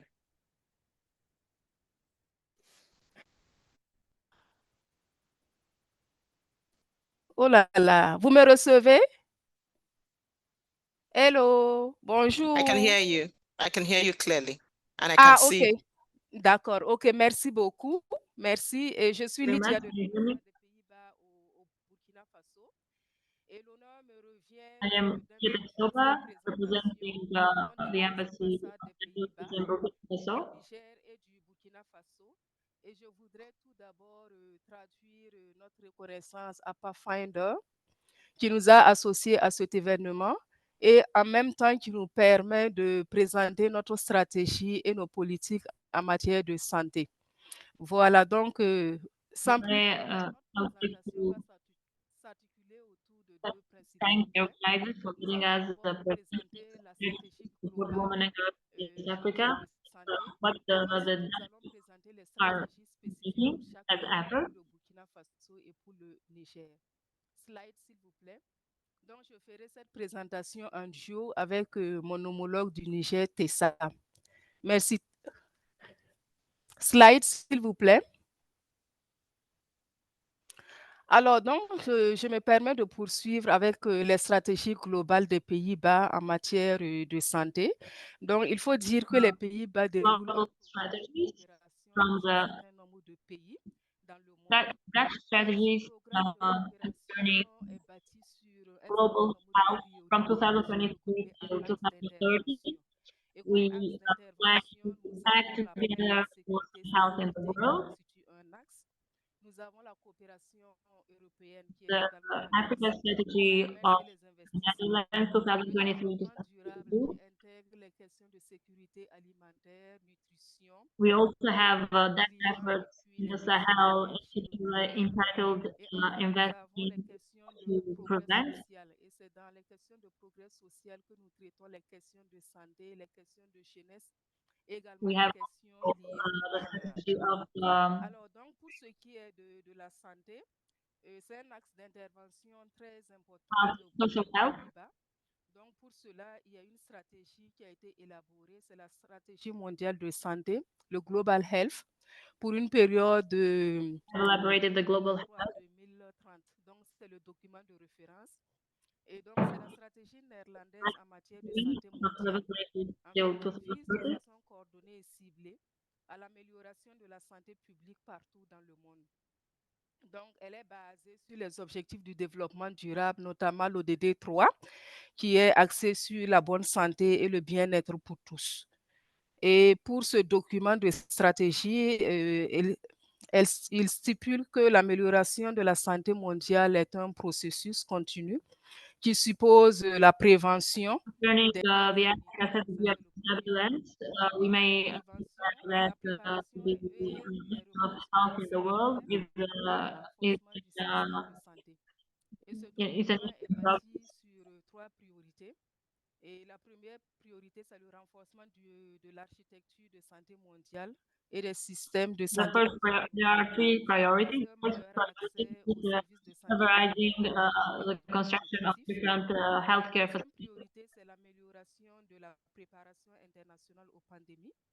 Et la troisième priorité, c'est Second l'amélioration priority de is improvement l'interaction of changement climatique santé publique qui vise des services de santé beaucoup plus résilientes, durables et à l'écoute healthcare du changement climatique. pandemic. Donc, un peu, c'est la stratégie néerlandaise en The matière de santé third globale. priority Et en concern plus de cette the stratégie, nous impact avons la of stratégie Afrique pour la période climate 2023 à change impact 2032. Et responding. enfin, nous avons également, en plus de cette stratégie Afrique, c'est vraiment, on a une stratégie également qui porte plus sur la Apart from région this du Sahel, également la strategy, région du Sahel qui we comprend have a l'Afrique du strategy Nord, that is l'Afrique de focused l'Ouest. on the region Et of Sahel. aussi, nous avons aussi une politique féministe qui met les filles, les We also femmes have a strategy marginalisées au cœur de nos interventions. Slide, s'il vous plaît. which handles the Donc, interventions. vous verrez qu'en Afrique de l'Ouest, nous sommes présents dans 8 pays. Slide. Slide, please. Voilà, donc nous sommes présents dans 8 pays pour ce qui est In de the West l'Afrique de Africa l'Ouest. now, Et vous voyez are les pays avec some des points countries. bleus. Ce sont les pays, il y en a 4, ce sont les ambassades qui n'ont pas de financement direct pour ce qui est du volet de la santé. Red points are the Les embassies. ambassades avec les points rouges sont des ambassades qui déroulent des programmes de santé. Donc, il s'agit du Burkina Faso, du Mali, du Niger et du Bénin. Voilà, et au niveau de ces pays, en tout cas, nous travaillons beaucoup dans les questions de localisation. Et Located in Mali, Niger, Nigeria, and Voilà, c'est adapté vraiment au contexte local. Slide, s'il vous we are plaît. adapted to the local Et toutes ces setting. politiques et stratégies sont déclinées au niveau pays à travers des stratégies Strategies multiannuelles. and these Et politics sont are déclinées également en focused plan on annuel. a national Donc, nous level travaillons, ce sont des for partenaires each qui nous country. aident dans l'implémentation de nos différents plans. Slide, s'il vous plaît. Donc, We chaque work with pays group élabore son programme multi-annuel. Et je voudrais vous présenter le plan multi-annuel du Burkina Faso. Each produces their annual plan. Slide. The slide, please.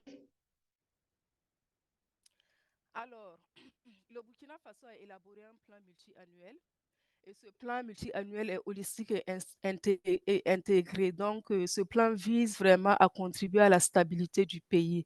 Donc, à travers les différents actes stratégiques. A élaboré un plan multi-annuel qui vise l'activité durable. Nous avons l'axe stratégique inclusion économique des has done local et état a de droit. multi-annual Le volet de la plan, santé.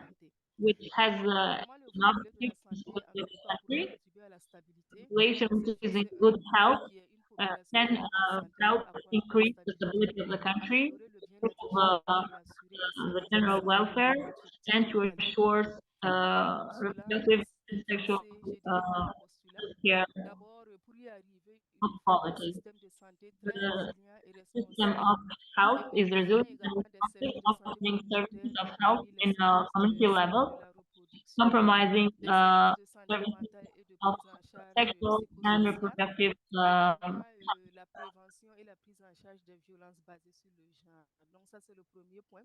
and Deuxième point, we il have s'agit d'un also système d'éducation sur a le plan for de droits the sexuels et prevention reproductifs of et également de violence santé in mentale. gender, Et enfin, au reinforcing niveau communautaire, il faut l'accès à la bonne in information community sur level, ces différentes reinforcing thématiques que sont la santé de la system, reproduction, mobilization également of les the violences basées sur private le genre. sector, Alors donc, and concrètement, social comment nous system, allons nous y prendre? reinforcing the Voilà, on solutions envisage pour from garantir well le health plan multi-annuel, le renforcement du système de santé, surtout au niveau communautaire. Donc là aussi, on a vraiment en phase avec la politique nationale. Donc au niveau communautaire, on vise vraiment le renforcement du système de santé. Également, pour accompagner, on envisage la mobilisation du secteur privé à travers des stratégies de franchise sociale, également le renforcement des solutions de santé mobile. Et nous envisageons également appuyer le ministère de la Santé pour le renforcement de la santé mentale et la prise en charge psychosociale. We also infrastructure également, on envisage la construction de centres de santé, dont des centres de santé possible to communautaires support the Minister of Health to reinforce the mental health and to handle the psychosocial health. The facilities, sanitary facilities are constructing of advanced health, constructing 5 the district. Et au niveau In the éducatif, construction nous of one envisageons appuyer unit les of différents handling ministères qui sont impliqués dans medical l'intégration des différents outils waste. liés à l'éducation à la vie familiale The pour vraiment educative finaliser tout le system processus, supporting appuyer the la mise en mental œuvre health et aussi mettre en contribution place un in the mécanisme finalization of d'individualisation et de different prise en charge des violences basées sur le genre. Donc, au niveau du système éducatif, c'est vraiment tools notre focus ici, supporting que l'éducation à la vie familiale soit vraiment implementing the institutionnalisée, AVS, que ça soit enseigné dans implementing the mechanism of denunciation and accès à cette éducation parce que handling and projet, managing c'est pas the cases of gender-based violence, et having enfin, access au niveau to communautaire, the nous allons privilégier la good digitalisation. information Voilà, au niveau communautaire, and la diffusion concerning the donc ça, c'est vraiment en violence plus des canaux traditionnels qui in the existent. services of sexual and Vraiment, reproductive de manière health, transversale, nous envisageons aussi information, appuyer la couverture universelle de santé à travers des solutions locales, dont notamment la promotion des mutuelles de santé pour assuring the universal coverage of health également via transversalement local solutions, plaidoyer pour vraiment reciprocal l'engagement effectif of du health, gouvernement et des leading for effective dans la engagement gestion de santé, dans la of gestion leaders, santé de la reproduction. customers, and Voilà, relatives, grosso modo, présenter la promoting stratégie du Burkina Faso. and Et je vais laisser la parole à Zira pour présenter la stratégie du Niger et également conclure notre présentation. Je vous this was also the presentation of Burkina Faso. Oui, merci. I'm going to Et mon ancien collègue à cette table-là, moi c'est Tessa. my Mais colleague voilà, Abdoulaye. je voudrais présenter la stratégie de Niger. C'est la même chose qu'on Like est en train to de prioriser au Niger, je ne vais pas le répéter. strategy of Niger. C'est This vraiment is important as que notre one of plans annuels sont vraiment intégrés par pays et adaptés à la situation locale. Et c'est pour ça la stratégie néerlandaise au Niger se concentrer sur le domaine de santé reproductive parce que aussi, comme la présentation de la directeure de la santé we are concentrated in the reinforcement of the health system, engaging with the consultative et au cœur de notre stratégie, c'est vraiment l'amélioration des perspectives des jeunes Nigériens. handling the platform. Dans le domaine de la santé et droits reproductifs, l'ambassade a deux axes d'intervention. Une, c'est un accent sur le renforcement du système de santé.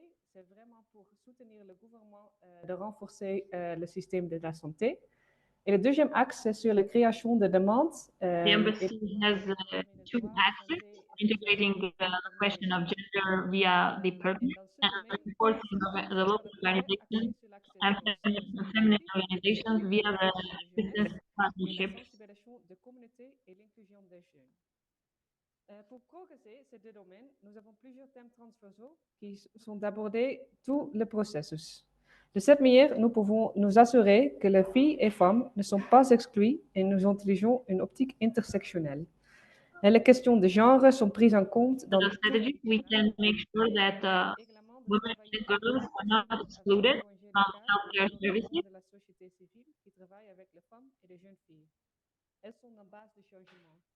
Et pour vérifier que nous ferons vraiment les stratégies, nous avons aussi un comité consultatif des jeunes dans le dialogue de domaine de droits, santé sexuelle et reproductive. Et nous avons mis en place une plateforme dans le même domaine pour vraiment vérifier que toutes les actions... The action for the creation and the demand among the youngsters, having access to reproductive services, supporting the organizations of youngsters, sensibilisation of community, and inclusion of Nous savons qu'il y a beaucoup de défis dans les régions. Le gouvernement néerlandais continue d'accorder la priorité aux intérêts des femmes et des jeunes de la région. En cette fin, there are many challenges in the country, but the Embassy of Netherlands has stressed out as crucial the health of women and young girls. As a conclusion, we may say that the Netherlands is going to continue to promote the interests of women and young girls in the region. The young are the center of the strategy and it's their life and individually is their right to consume their own life. Thank you.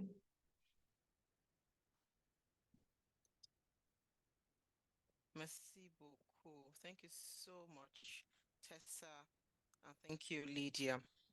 I say apologies for taking extra time once again. I'd like to call on our next speaker, Karen Hobday. Karen is the humanitarian specialist, UNFPA West and Central Africa. Karen, over to you. Thank you. Good afternoon, everybody, and thank you so much to our hosts, Pathfinder, for hosting this event. It's a pleasure to be here speaking with you today. I am Karen Hobday, the humanitarian specialist working in Dakar with the West and Central Africa UNFPA regional office. Today, I will be presenting to you about giving a brief overview of the situation of women and girls and access to SRH, sexual and reproductive health, in crises in the West and Central Africa region. I will also discuss the UNFPA's response and the minimum initial service package for reproductive health in emergencies, and I will finally provide some recommendations. Next slide. This map is produced by UNHCR, and it shows an upward trend in the stateless and forcibly displaced populations across the West and Central Africa region over the past 5 years, leading to 13.4 million people being displaced in 2023. From July 2022 to July 2023, there was a 27% increase in the number of refugees in the region, so around 2 million people. We know that political instability and armed conflict in West and Central Africa are expected to drive the number of forcibly displaced and stateless people up by 9% to 13.6 million in 2024, and 8.4 million of those are internally displaced people. New conflicts, increased competition over resources due to the effects of climate change, poverty, and inflation are increasing humanitarian needs in the region. Next slide, please. What does this mean for women and girls? Amid global conflicts, natural disasters, and public health emergencies, women do not stop getting pregnant and giving birth, and they don't stop caring for their children and families. Yet their sexual and reproductive health needs are often overlooked, with devastating consequences. In humanitarian situations, women and girls are at increased risk of unintended pregnancy, maternal death and morbidity, sexually transmitted infections, including HIV, and sexual violence. Tragically, more than 500 maternal deaths take place every day in humanitarian settings. And we know that more than 80% of the high mortality countries have suffered either a recent conflict, reoccurring natural disasters, or both. Next slide, please. We know there's numerous barriers to accessing sexual and reproductive health services in humanitarian emergencies. Number one is insecurity. So due to armed conflict, which has caused the closure of health facilities, we heard from Burkina Faso representative of the Ministry of Health that a number of almost 20% of the health facilities have been closed in humanitarian zones. And it also inhibits people from traveling, from leaving their homes to seek services because they're afraid of what might happen if they leave their homes or their villages. A lack of available SRH supplies and services, including contraception, is not always part of the package of essential health services. So it's often, sometimes it's ignored. And so we really need to make sure we highlight the importance of in ensuring that SRH services and supplies are available. Disruption of the supply chain due to the crises leads to stockouts, and this compromises the consistent availability of contraceptive commodities. We also have an insufficient number of health staff. We know that people often are forced to flee the areas, and health staff also have their own insecurities they have to deal with if there's an armed insurgency, then they'll have to leave the health facility, or other people just choose to migrate because it's just too unstable in the region where they're working at the health center, the health facility. And we also know that we have oftentimes data collection systems are insufficient to collect the data on the needs and also the uptake of SRH services. Next slide, please. So for the purpose of comparison, we're going to look at, in this slide, the situation of family planning in West and Central Africa. This data is from the State of the World's Population Report in 2023, and it uses existing DHS and other national data and modeling estimates where needed. This is just one example of a family planning indicator, but we know there's many SRH indicators. And we can see that countries that are facing humanitarian crises are among those with challenging family planning indicators. We look at modern contraceptive prevalence rate across the region, it's 17%, but 3 of the countries in humanitarian crises have lower rates. So that includes Chad, Niger, and Nigeria. Also, if you look at unmet need for family planning across the region, it's also 17%, and 4 countries have a higher unmet need, which is CAR, Mali, Burkina Faso, and Chad. And this also comes into play for satisfaction, demand satisfied. Across the region, it's 46%. And unfortunately, 4 of the 7 countries facing humanitarian crises have a lower demand satisfaction compared to the average. Next slide, please. So what is UNFPA doing to ensure we expand access to SRH in humanitarian settings?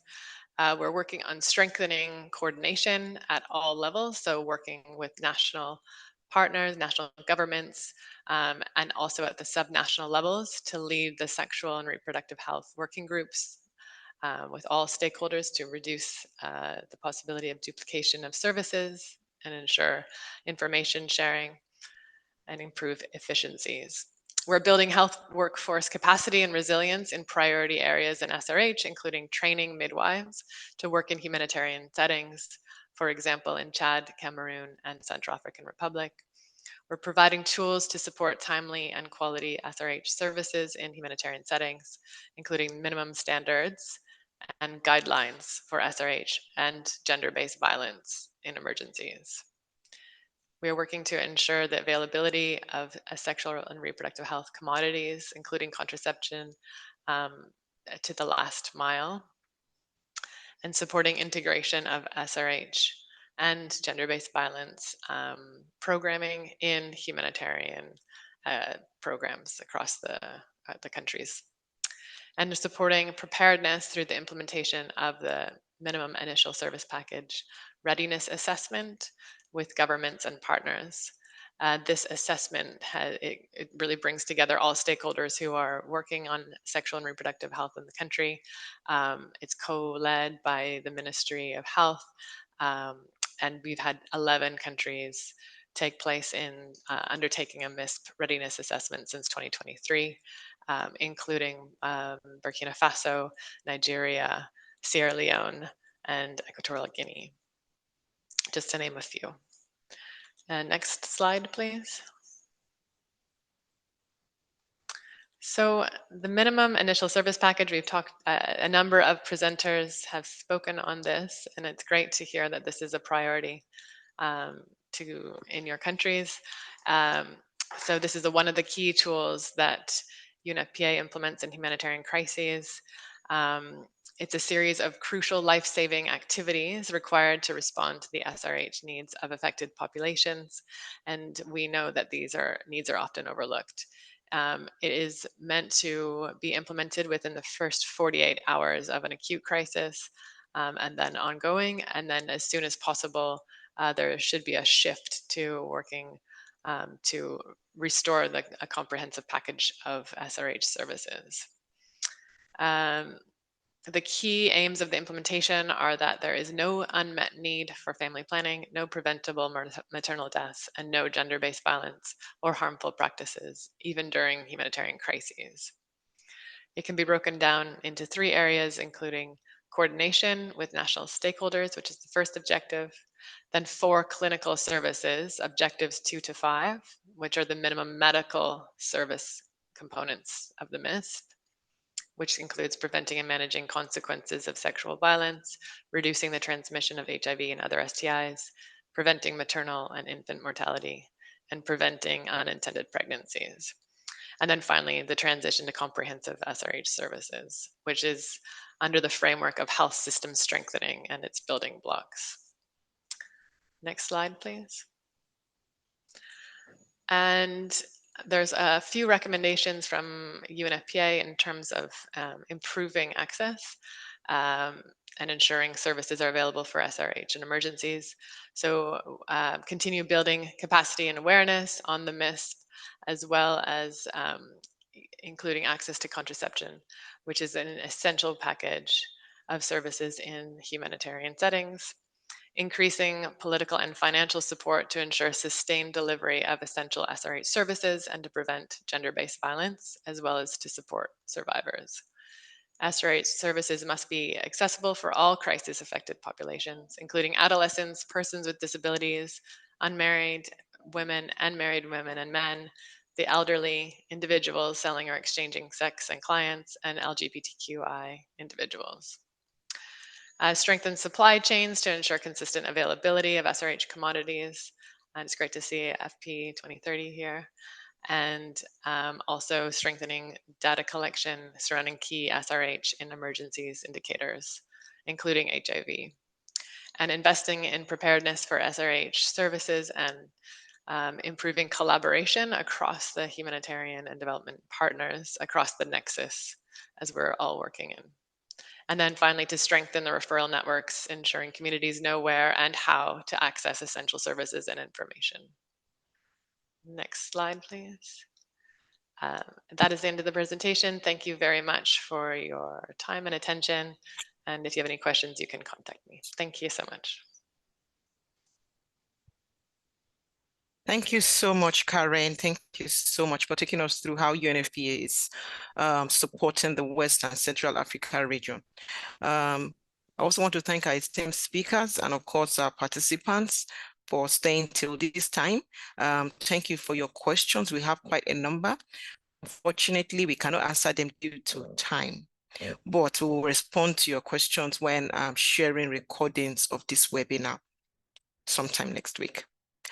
On this note, I now call on Dr. Sani Aliou, Pathfinder International Country Director for Niger, to give us a closing remark. Dr. Aliou?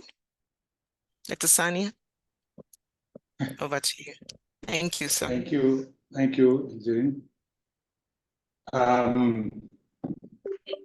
Je voulais juste compléter en français, mais comme il y a la traduction, donc pour les questions, elles seront répondues et envoyées plus tard. Donc, permettez-moi, au nom de Pathfinder, chers participants, chers panélistes, chère modératrice Edirin, permettez-moi de vous remercier pour vos différentes contributions et surtout pour cet engagement que vous avez montré. Ladies and gentlemen, allow me, dear participants, dear panelists, dear moderators, allow me to thank you for your contributions and also about your commitment to share your experience and to discuss in order to find together solutions to these difficulties that females and young girls encounter in West Africa.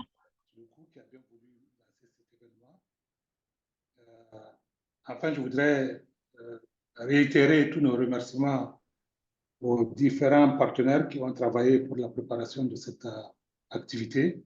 I'd like to thank different organizers that have helped in the preparation of this event. The Minister of Health of Burkina Faso, the Minister of Health of Niger, the Minister of Health of Nigeria, the Office of Africa of West and Central, UNFPA, FP 2030, AJFSR Niger, and the Embassy of the Netherlands of Burkina Faso and Niger. Via your presentation, dear panelists, we had the chance to take notes on essential points that can make us see the progress that are being implemented by many of you. This is evidence that your individual engagement, commitment done in their own intervention zone. You have made recommendations that are very important, very strong, and I am assured, I'm convinced, then uniting these efforts in a short while, we can make that these difficulties of today can be just bad memories. Et dans les jours à venir, nous allons partager avec vous les supports qui ont servi de base de discussion et les différentes présentations qui ont été faites. Mesdames et messieurs, merci à vous tous. In the days that are going to come, we are going to share with you the supports that have served as a base for these discussions and the propositions that have been made in the following stages. Ladies and gentlemen, thank you for having contributed to the success of this event. What an event. Au revoir. Au revoir. Goodbye.